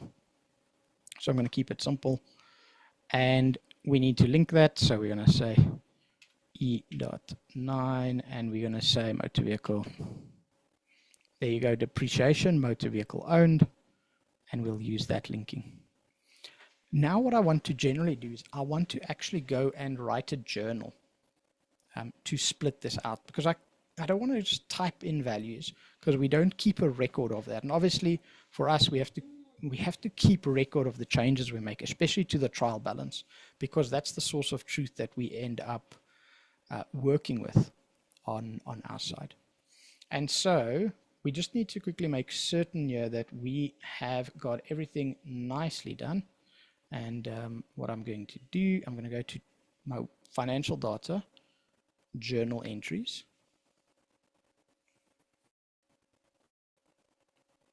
And what we are going to do is I'm going to say new journal. This is a depreciation journal. And I can choose my account here, and I can click on this drop down and search. I can even type in, so I can just say depreciation, and then I can go select it. And then I'd need to go type in that amount. I'm going to just leave it blank for now. We'll go and type in the amount after the fact. And I can either, like I said, search here. I can also click on this little blue arrow, and then it pops up my whole trial balance for me, which is another way to search. I'm going to just go there. There's my depreciation for the motor vehicles, and we'll use that one as well. Now, one thing that you'll note here is our lines that we've now created are all like this green color. What that actually means is it means just that they haven't saved on their side just yet. So our journals do require you to just hit the save button. So click save. You'll see once it saves, then they're no longer green. and then essentially we know that it's been saved to the system. Now we haven't put any amounts here yet, so let's quickly go and take a look. What was that total over there? So we have a total of, what's it at the moment, 100,070, and essentially it should actually only be 36,800. So very simple maths. We're just going to minus those two from each other. So I'm going to do that on my side, 100,070 and then 36,800.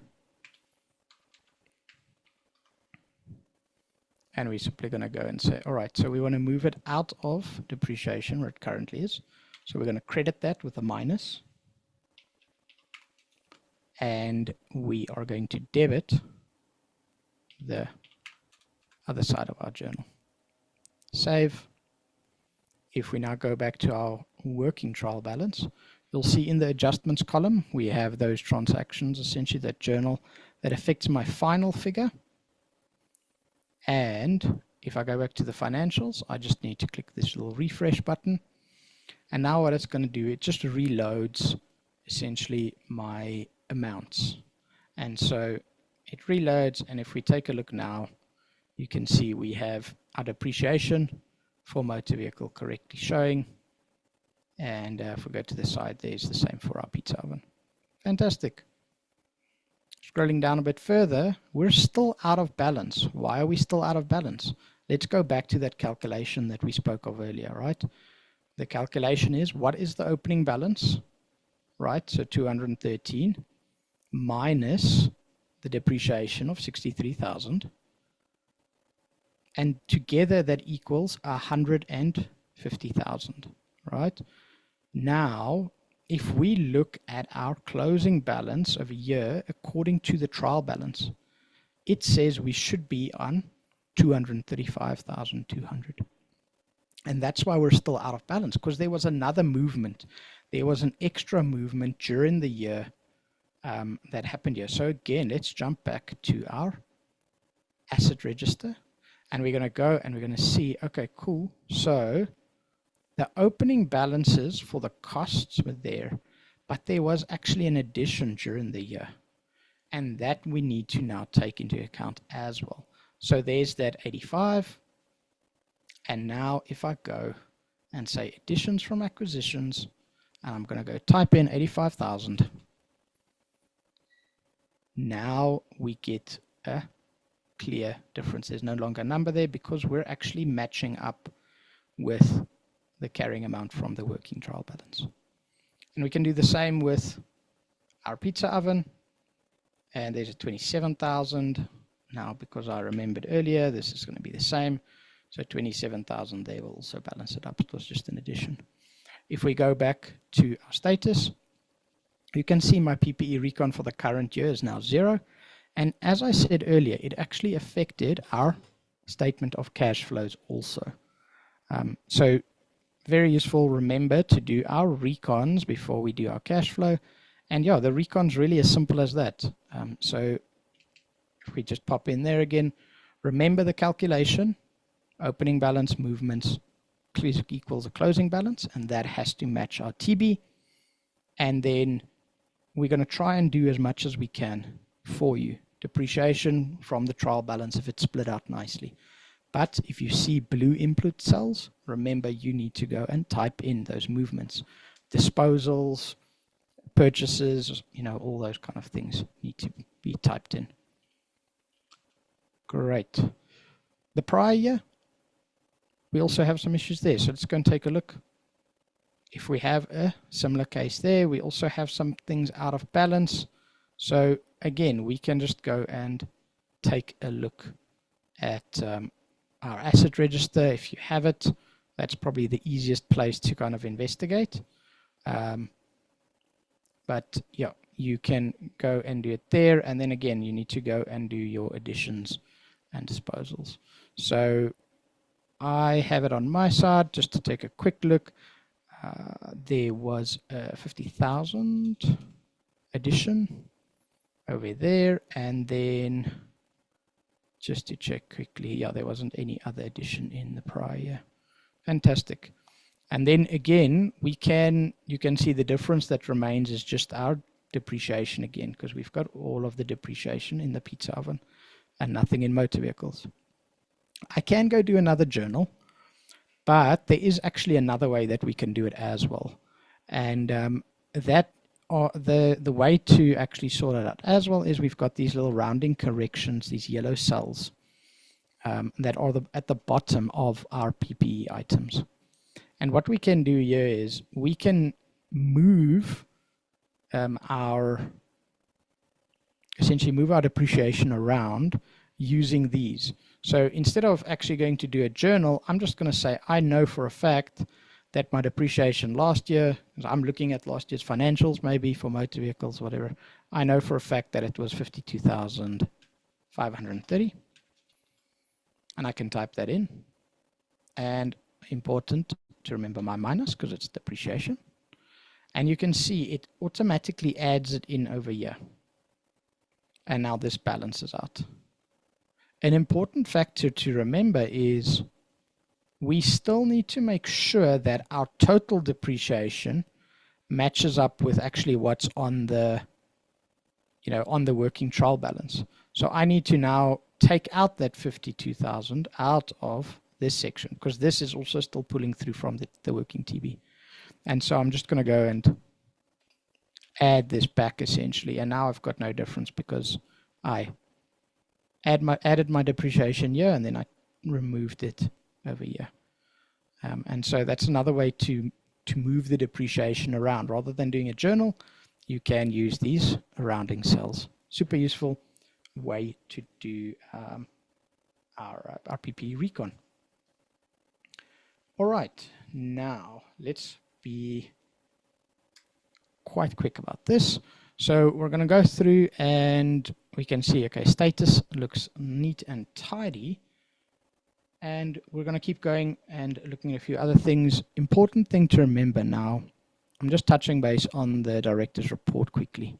One of the things that we very often see, I've mentioned now before, we can close and open sections with the little boxes on the side if you don't want things to show. However, if I want things to either show or hide on the file, but it's within a section. So we've got the going concern section over here. But I want to kind of go and figure out, which paragraphs are going to show, which ones aren't going to show. The paragraphs that are going to show are the ones with white backgrounds, like this one. The ones that aren't going to show have these blue hash lines that go through them, these light blue lines essentially. So like all of these paragraphs are actually not going to show if I were to actually print this set out on my side. Okay, so if we want to control that though is I can go and say, listen, my going concern, I don't want this paragraph, I want another paragraph to show. The way that we go and do that, you can see the little gray column all the way to the left. We can type in a 0. If you don't have the gray column, I'm just going to quickly activate that, is you might have these little dots as well. It depends on your settings. So if you have the little dots, you'll see you can just click on the dots. If you want to toggle between the dots and the column actually in the developer, you can just say toggle helper gutter. And you can switch it on or off. I see it's quite angry with me when I do that though.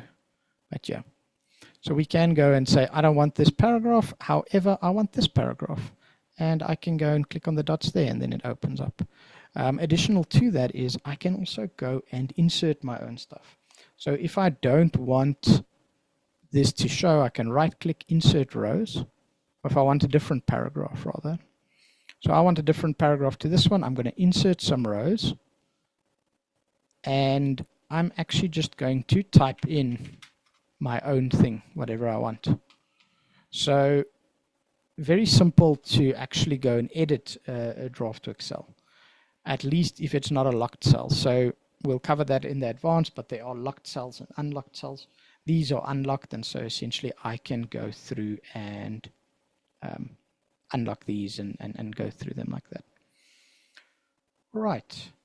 If you have ever gone and you've taken a Draftworx paragraph and you've overwritten it, you know, oh no, I've overwritten a Draftworx paragraph. Now it's gone.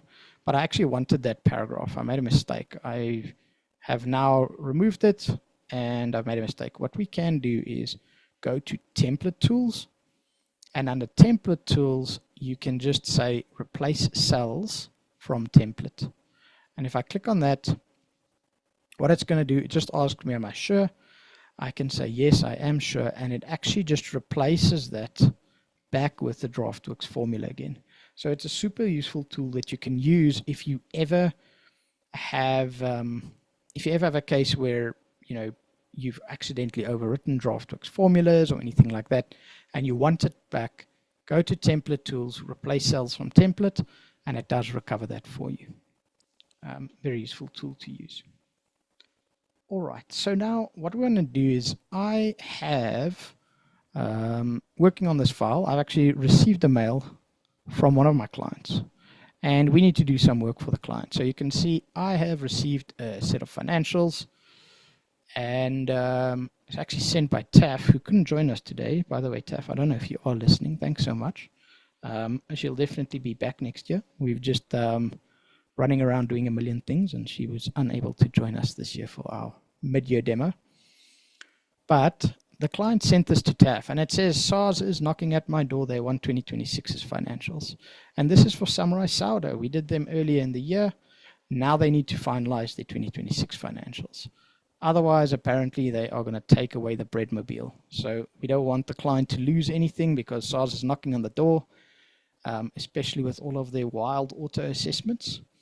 And so they've asked me to go and do 2026's financials for them.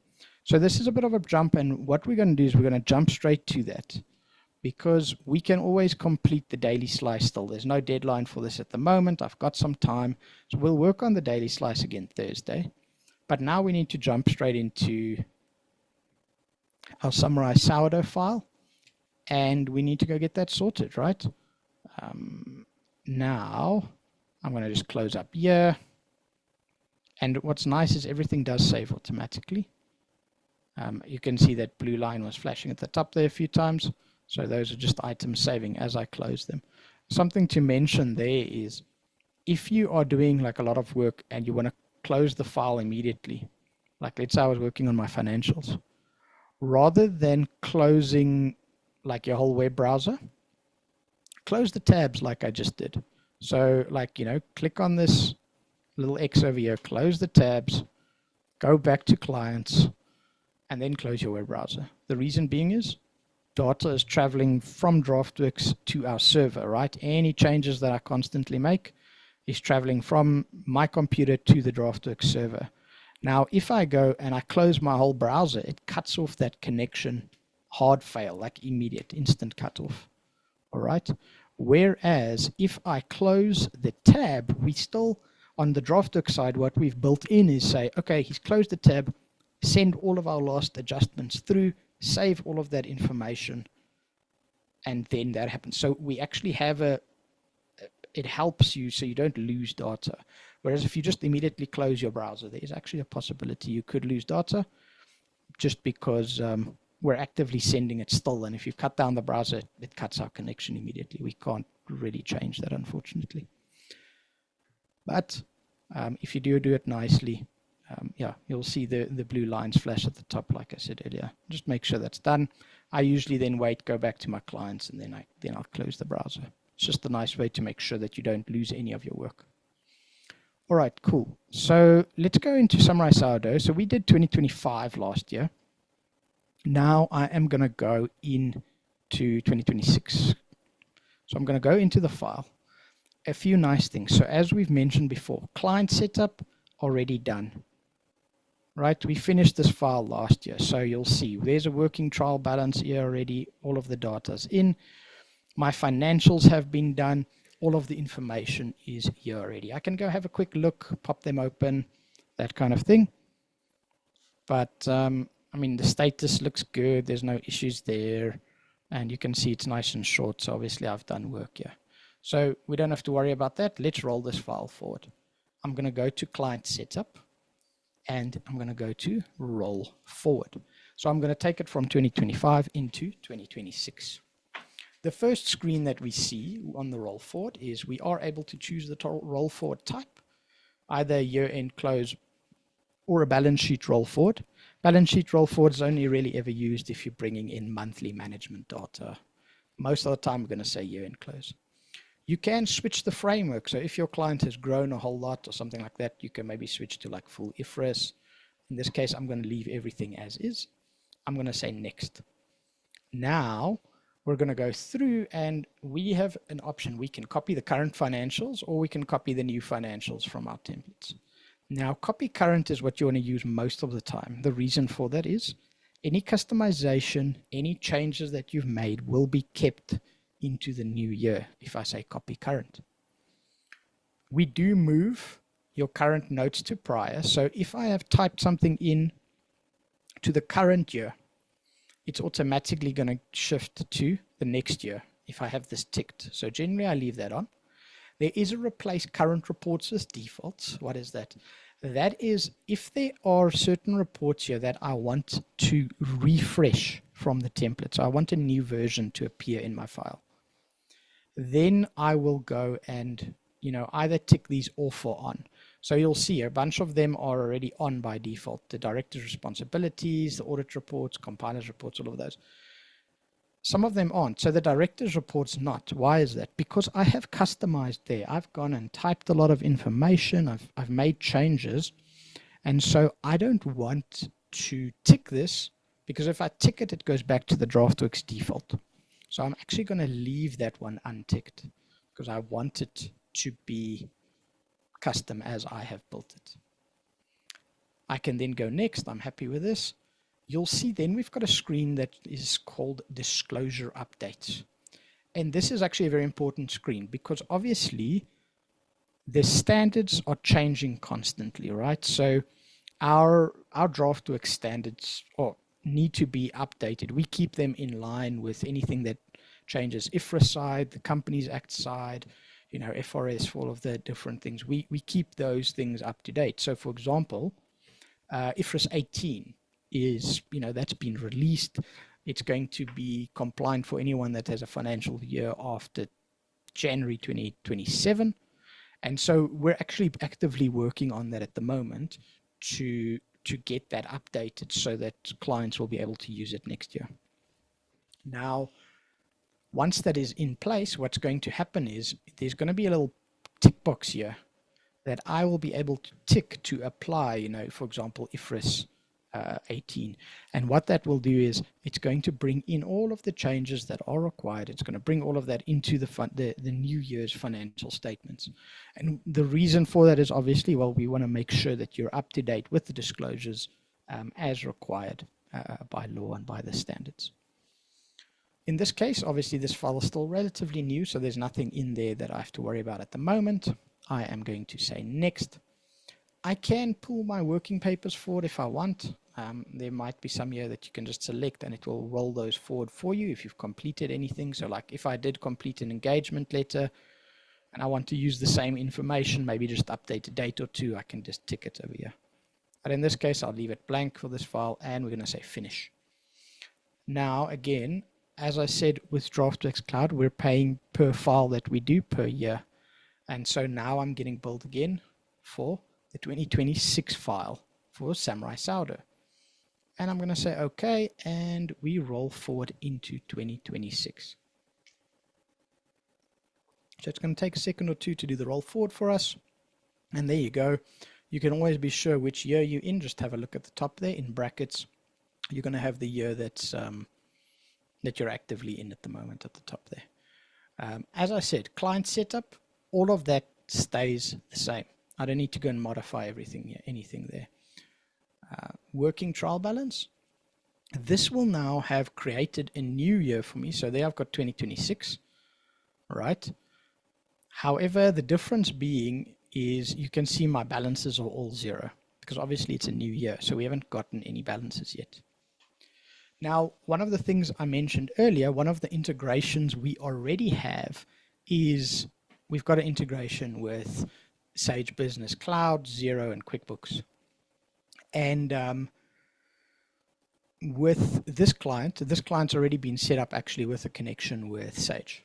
And so what I'm going to do is I'm actually just going to go and tell it to bring in the data again. So if I click there, it already connects. It remembers that my Samurai Sourdough is connected to Sage, and so it's already picked it up. If it hasn't picked it up, and I'll show this to you guys in the advanced course, but if it hasn't picked it up, then all that you have to do is you log into your Sage or Xero or QuickBooks, and you choose your company, and then you import from there again. So it's really simple. In this case, like I said, it's already been done, so it pulled in that information already. I'm going to not import monthly balances. We're doing a year-end file. I'm going to say remove empty accounts. All that does is anything that's completely empty, it just cleans up for me. Automatic linking, I'll leave it on. I don't think there's any new accounts I need to worry about. And if there is, I'm going to let them automatically link. And then opening balance check. Now, this is quite a useful item. What we do there is we check if there are any differences between your opening balances or not. I'm going to turn it off for now, and we'll come back to that later and see how that affects our file. But I'm going to import, and we need to get there quickly. I promise you I'll be as quick as possible, guys. But we need to get this file out for Mr. Baguette, and we're going to do it as quick as possible. All right. So we've gone and imported the data. Fantastic. You can see it's imported all of my TB items, as I said, directly from Sage in this case. Now I can go and, the data's there. I don't need to redo linking or anything. So let's pop open the financials and go and have a look at what's going on.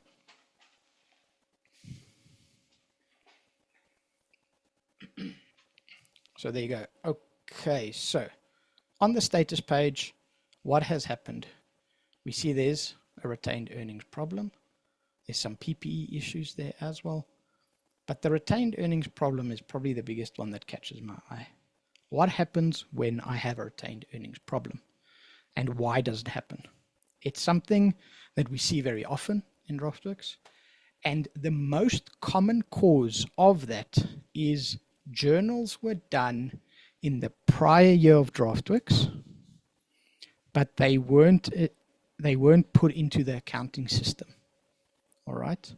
And that's generally 99% of the time, that's the cause for retained earnings problems. So we can go confirm this though. Let us confirm it. So what I'm going to do, let's pop open the prior year for Samurai Sourdough. So I'm going to just actually say, right click on the tab at the top and say duplicate. There's a nice little thing that you can do to like recreate your tabs quite quickly. And then I'm going to say, okay, go into the 2025. So you've got the 2025. If we go into the working trial balance, I can see that there are adjustments that were made in Draftworx, right? There were 2 adjustments there. So if I go to the journals, we can see there were journals last year too. There was a tax adjustment and a salaries adjustment. So let's go back to the 2026 file. Back to 2026. We'll actually still see those journals. If I go to my journals, again, you can see we've got our tax years at the top here. I can go to 2025, and you can see there are our tax adjustments, salary adjustments, and those same journals exist here. Now, in this case, I will go and investigate, okay, and I'll have to do an opening balance test. What an opening balance test is we look at the final figures that was used in the 2025 financial statements, and we compare that to the closing balances on the accounting system, and we need to make sure that they match up, because if they don't match up, we end up with retained earnings problems. Now, we have tried to make this really as easy as possible in Draftworx Cloud, and it is only available if you do have these direct connections. Sage, Xero, QuickBooks. If you import directly from them, you can do this. It's super duper duper useful. So I'm going to show you guys. We're going to run the import again on the 2026 year. Okay. This time, however, I'm not going to untick opening balance check. I'm going to leave it for you. I'm going to say import. The system's going to re-import the figures. That's fine. They're not going to change because it's 2026 figures. We just imported them anyway. But this time what it's also going to do is it's going to do an opening balance check. And the opening balance check looks at my data, in this case from Sage, from my accounting system. For 2025, it looks at the data for Draftworx from 2025, and it compares them. So it says, you know, my accounting fees, 18,000, 18,000, there's no difference. Shop, that's amazing. That's what you want to see. What you don't want to see is, my income tax according to Sage is that, but according to Draftworx, it's that. So there's a difference. And there's the same difference over there. If I scrolled further down, it's the same differences. So those are exactly the same journals that I had created. Now there's a couple of ways that you can fix this, right? The one way that you can do it is we can go and say create suggested journal, something that we've built into Draftworx. And what it does is it actually goes and writes a journal in your current year to correct the figures that we have imported from Sage, which isn't correct, right, from the accounting system. So it goes and does a current year journal to fix that. Anything that's a balance sheet item, it will go and write the account to. And anything that's an income statement item goes to your retained income. All right. So that's the one option that we have. However, that is, I always call it the cowboy method, because the real way to actually fix a retained earnings problem is to make sure that your accounting system is up to date with everything that happened and everything that changed last year, right?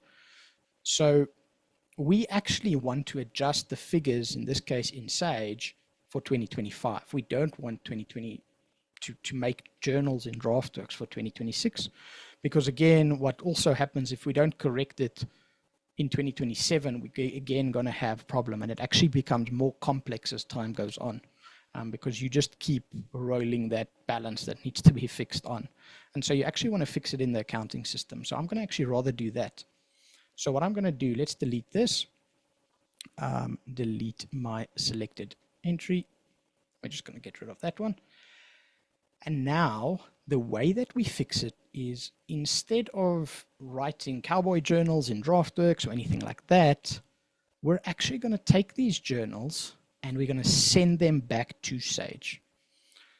So the way we do it, make sure that both of them have a reference number. So I'm just going to say reference 1 and reference 2 for this case. Important to remember. And then I select both of them, and what I go do at the top here, you'll see we have direct exports. All right. Now, if I say direct export back to Sage, it's going to say, cool, we've picked up that you want 2 journals to export. I'm going to select that, and we're pushing these journals now back to our accounting system. And it's going to tell me whether it's posted or not. So in this case, both of them are posted. Is fantastic. You might have some items that don't post. Some of the accounting systems don't allow journals against banks or sales accounts or whatever it might be. Then you will get a rejection. It will show you in red over here, but these are posted, so it's fantastic. So what does this mean? We have now taken the journals from last year in Draftworx. We've pushed them back to the accounting system. In the accounting system, so Xero and QuickBooks, you would need to go and accept that journal. So you'd need to go into Xero, into QuickBooks, and just say, yes, you are happy with this journal, review it, and finalize it. Sage allows us to post immediately, and it affects the TB immediately. Now, what ends up happening is, so obviously we still have the problem here because nothing has updated yet. But what we can do is, if I re-import again from Sage, it's going to pop open there. You'll see there's one extra tick box that we have now. This is one that says remove posted journals. Why do we have it there? If you are doing journals in the current year and you post it to the current year and you re-import again from Draftworx, you want to get rid of the current year's journals because else you duplicate your journals, right? In this case, I'm actually not going to remove them because they are prior year journals in Draftworx. And my prior year in Draftworx is correct, and I'm not re-importing that. I'm just importing 2026. And so I'm going to say, cool, don't remove them, but import 2026. We're going to run that opening balance check again, and we'll see, hopefully, that opening balance should be green, and that means we don't have a retained earnings problem anymore. So it's going to take a second just to do that import from Sage. And you can see the opening balance check has passed without any differences because those journals have been sent back to Sage and they've been processed by Sage. So now they are up to date. My closing balances match. If I go back to my file over here, let's refresh. And we should see that the status now updates to be correct. And there you go. Our retained earnings is sorted out. And that's really one of the biggest things that I'll tell clients always. Go in, do the direct imports, because you've got so many cool tools that we can have because the systems talk to each other. We can do checks and balances for you, and that's going to go even further in the near future. So really, if you aren't directly importing and you're using these systems, like start your next client that you do, if they're on one of these systems, just like import directly from there. It'll make your life 1,000 times easier. Okay, cool. So we need to finish this 2026 file, right? Now, most of the things are going to be correct already. What's very nice about this, because I rolled forward, for example, if I made any custom changes to my director's reports or my notes or whatever it might be, those would be remembered, right? Now, you'll see there, for example, cool. We made a custom note before. It's been remembered for us. So we don't need to go and redo that work, which is fantastic. We do, however, need to go and balance our recon. So let's quickly go balance that recon. This time it should be easy, right? We've done it before now. We did it now for our other file. So let's go. Very simply, we're going to go in and we are going to say, cool. Let's take a quick look here. We are going to check if there were any purchases during the year. I believe there was. Make sure I've got my figures correct here. Sorry.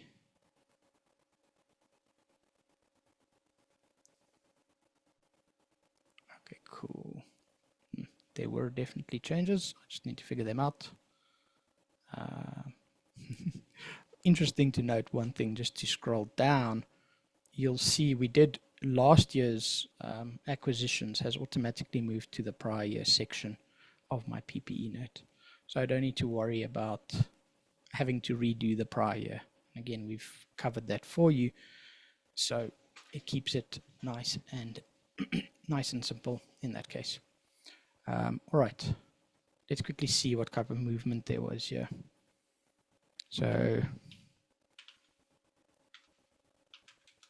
there was again an 85,000 addition over here. It's exactly the same as my other file. And we also had an addition here of, what was that, 27. Cool. And then we again just need to adjust our depreciation. So we're just going to move that. And our depreciation adjustment should be pretty much the same as before. We are going to take out 36.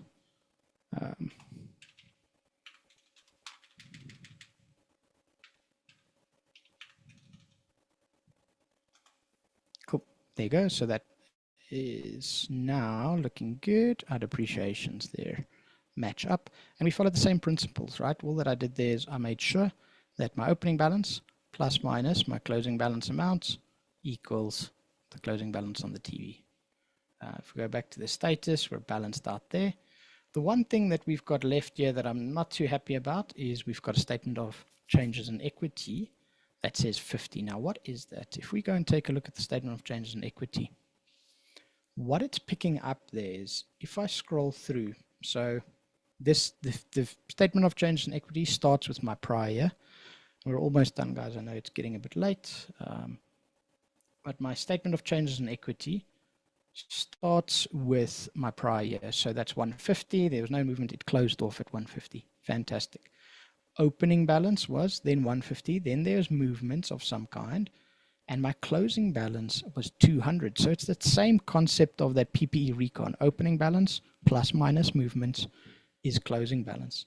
The only difference that Draftworx does for the statement of changes in equity for you is we're going to highlight the amount for you. We're going to say there was some kind of movement that is not yet reconciled. And what we're telling you is we're telling you we're going to add that in for you. There was, you know, it's gone from 150 to 200 issued capital, but we don't really know where that 50 is coming from.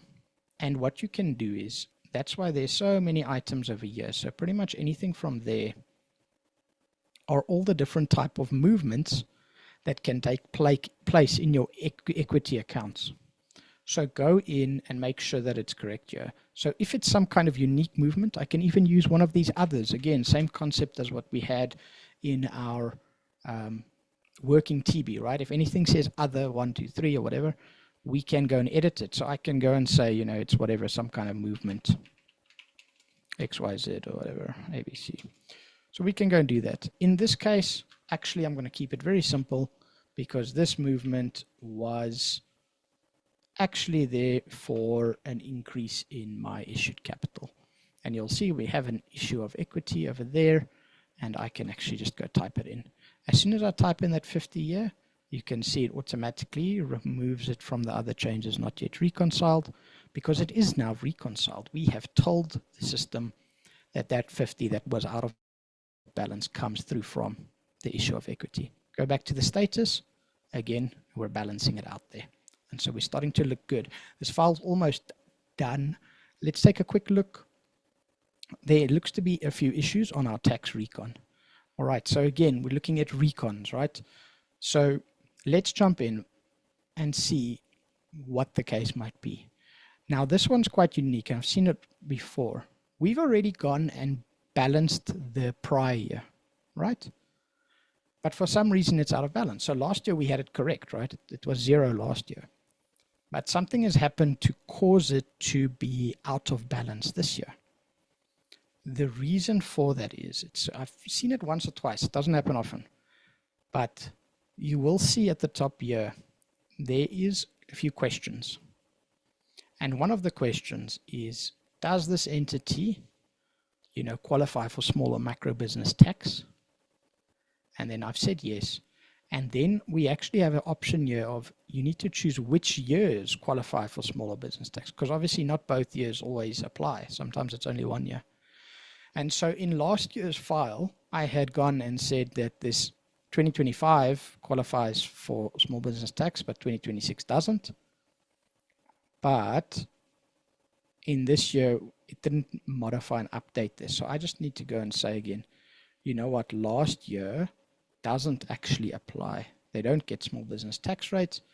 And if we look here, our out of balance for the prior year is now sorted. It's just something we've seen quite often pop up. Just be aware of that. Sometimes you do have to make sure, or just always actually double check that all of these things are, again, correct according to your entity that you're working with.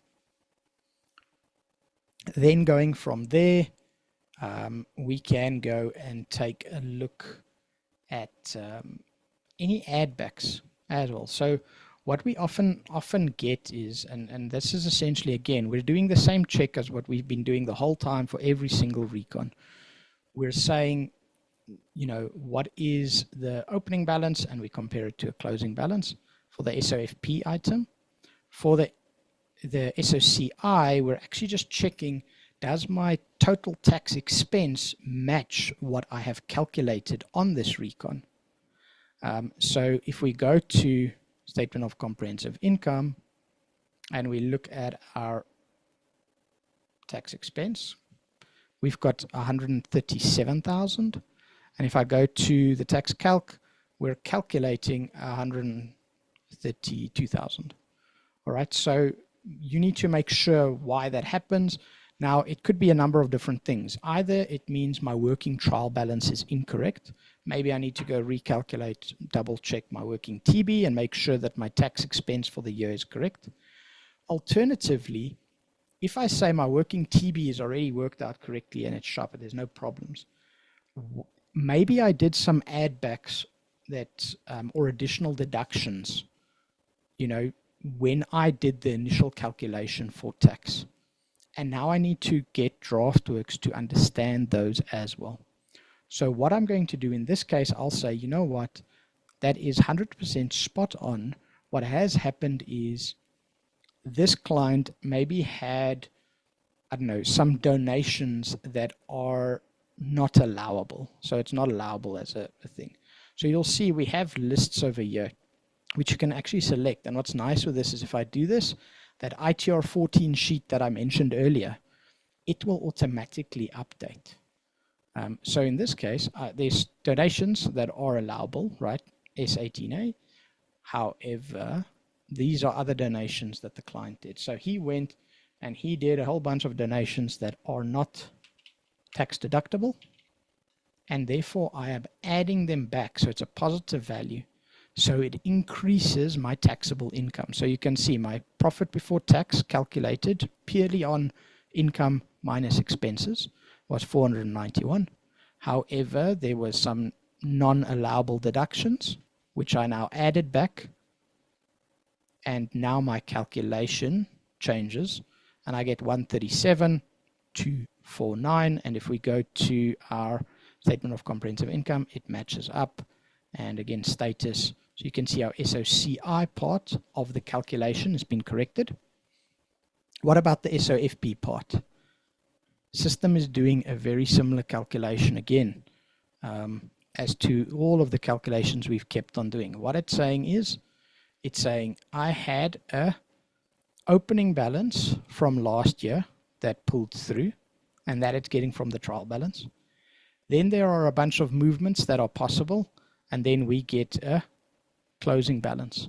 And if the closing balance doesn't match up with what's on the working trial balance, then we are going to get an out of balance amount. All right.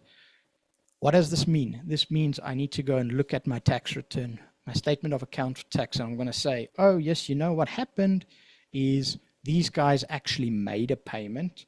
So they went and made a payment last year of last year's tax total. So they did that, which is fantastic. And then we also paid some provisional tax. So we paid 50,000 first provisional tax. And I can see the client made, you know, a second payment of provisional tax here as well. One thing to remember, negative values. Not double, single negative values. And then we can go and just add those back. And let's quickly see, am I right? Oh, I'm still out of balance.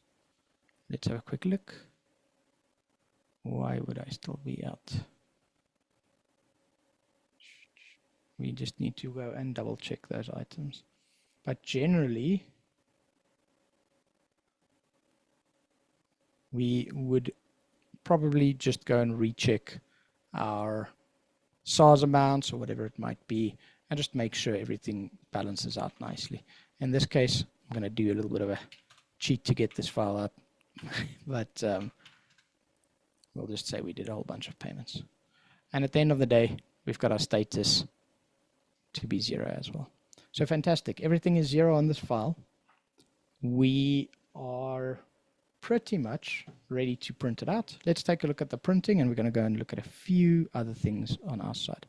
So if you want to print this file out and see how it actually looks, under format, there's a little preview button. I can click on that. And this opens and it turns this whole Excel file into a PDF for me. And I can go and see and make sure everything looks correct and neat and tidy. Now, again, a lot of the items will pull through from last year. So you can see we've got some logos over here that's pulled, all of that information has pulled in from last year's file. We can go and modify these things.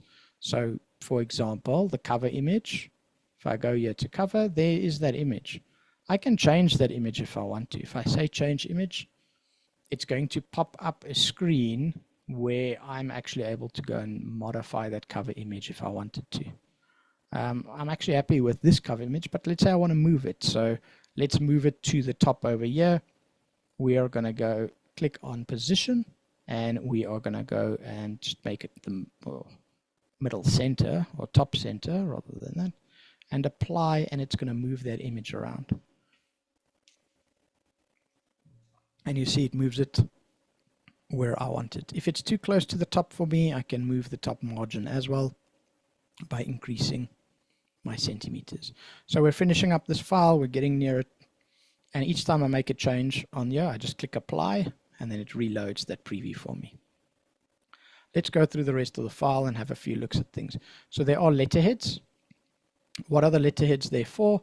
So the letterheads I can apply to different sheets. So very similar to this cover image, except I can apply them on every different sheet on my side. So as an example, we can see the report of compiler has our image in already. And again, all of this information is saved from last year. So if you're rolling forward, it's very, very quick to do a set of financials on Draftworx because our letterheads stay. We try and remember as much as we can. If there's anything you want to modify here, you can add a new letterhead if you want. So if you have a new one, you can click on the plus, and you'll see we create a new letterhead for you. And you can go and either just find an image on your computer, wherever I want, or what I can go do, let's try and do that one. And I'm simply going to say, do I want it to automatically detect it, or do I want to give it a location? So let's say we rather want it in the top left. We can choose the margins for this. We can choose, so I'm replacing my compiler report with a new letterhead, and we're just going to apply. And there you go. You can see it immediately just replaced it. I can still go edit it. So I can say, let's move the header height down a little bit, just so we've got a bit of space between that letterhead and the wording. And as we do all of these things, it does save it long term as well. So what's nice with the letterheads is these are global settings. So they're available to everyone, and they also save globally. So next time I roll forward or whatever, these are all going to be there. A few other things we often see as I work through a file, if the auditors, for example, don't want the dates over here at the top, because this is a PPE note and having the dates here at the top doesn't make sense, what I can go and do is, if I go to the note section, there's a little section here that says select tax year headers. If I click on that, it's going to show me the pages that my tax year headers are showing for. Right, so let's quickly just scroll down a little bit. We can see on page 16, these are the tax year headers we want to remove. So we can click there and just tick that box. So we've unticked it, and now if I apply again, it's simply going to remove the year headers at the top of page 16. So very small little thing, but yeah, quite useful. And yeah, we can go from there. Additional to that, if I'm ready for this file, I think it's pretty much sorted. What I'm going to do is I'm going to go to all. I'm going to add a draft over here, a watermark that just says draft. So we're going to tick that. We're going to say draft or first review. And we're going to apply that. And what that watermark does is it just adds a watermark across the whole file for me. So now it says first review. And you can see that's on every single page on this file.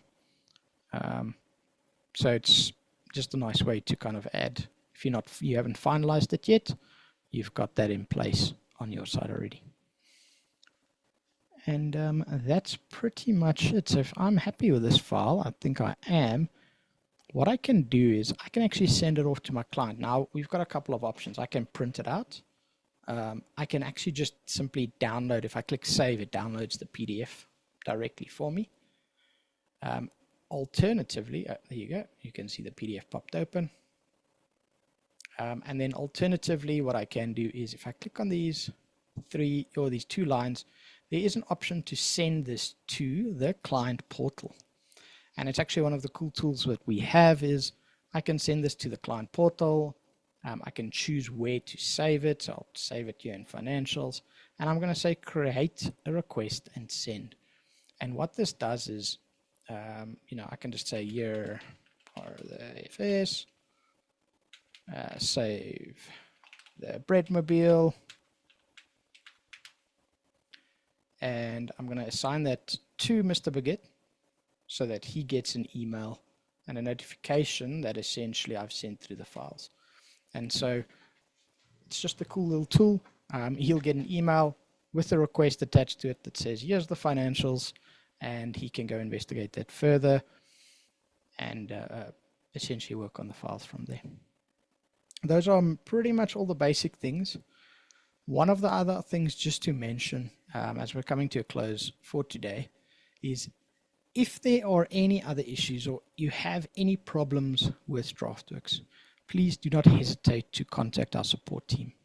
One of the things I always say is before you get mad or before you get frustrated by cycling with something for half an hour or even, I don't know, even 10 minutes to be honest, like hop onto support and ask them to assist you. Our support team is amazing.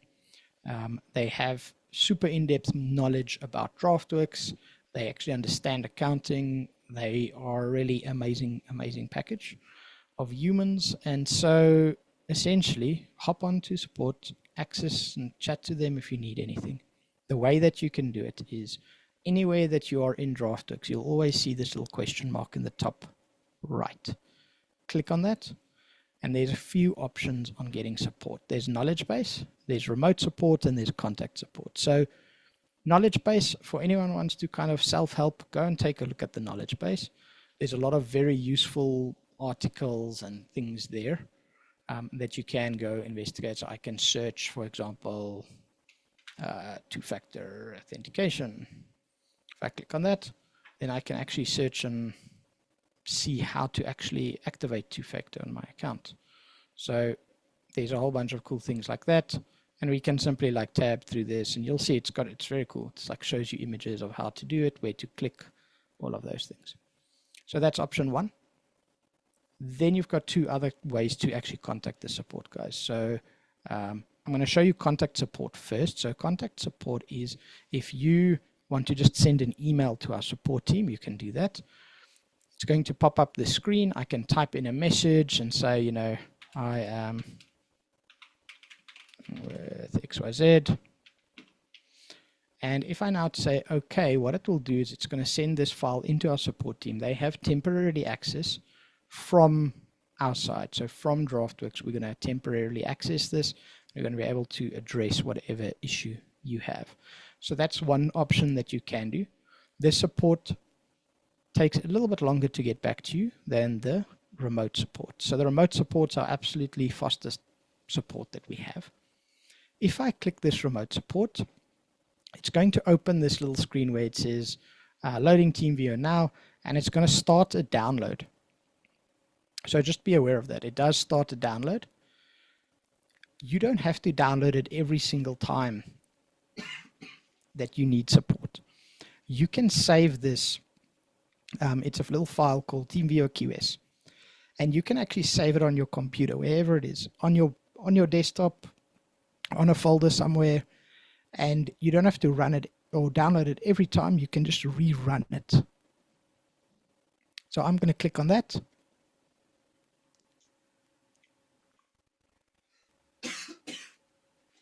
Sorry about that.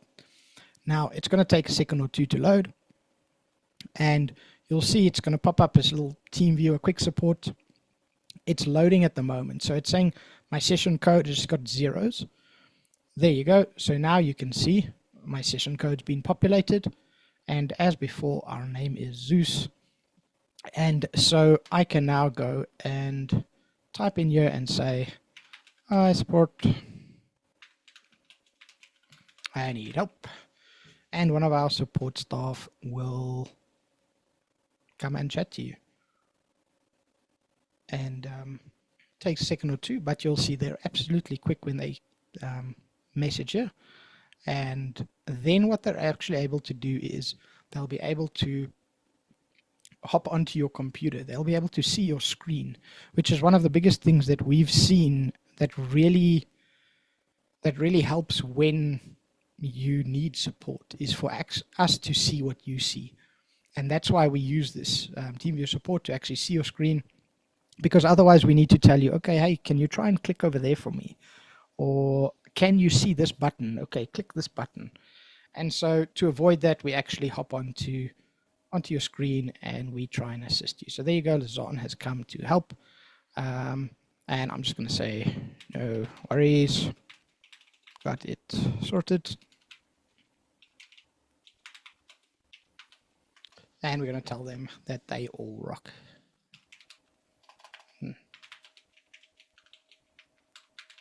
There you go. Cool. So that's essentially the support. Please, like I said, use it if you need anything at all. Well, at least anything to do with Draftworx.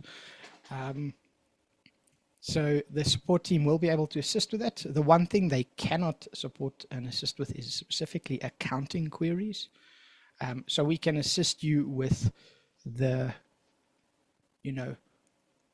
items inside of Draftworx, but we can't tell you, I don't know, what the SAR percentages are for your motor vehicles or whatever it might be, depreciation percentages or so on. So the accounting specific questions, you guys are the professionals, and that's where you guys are.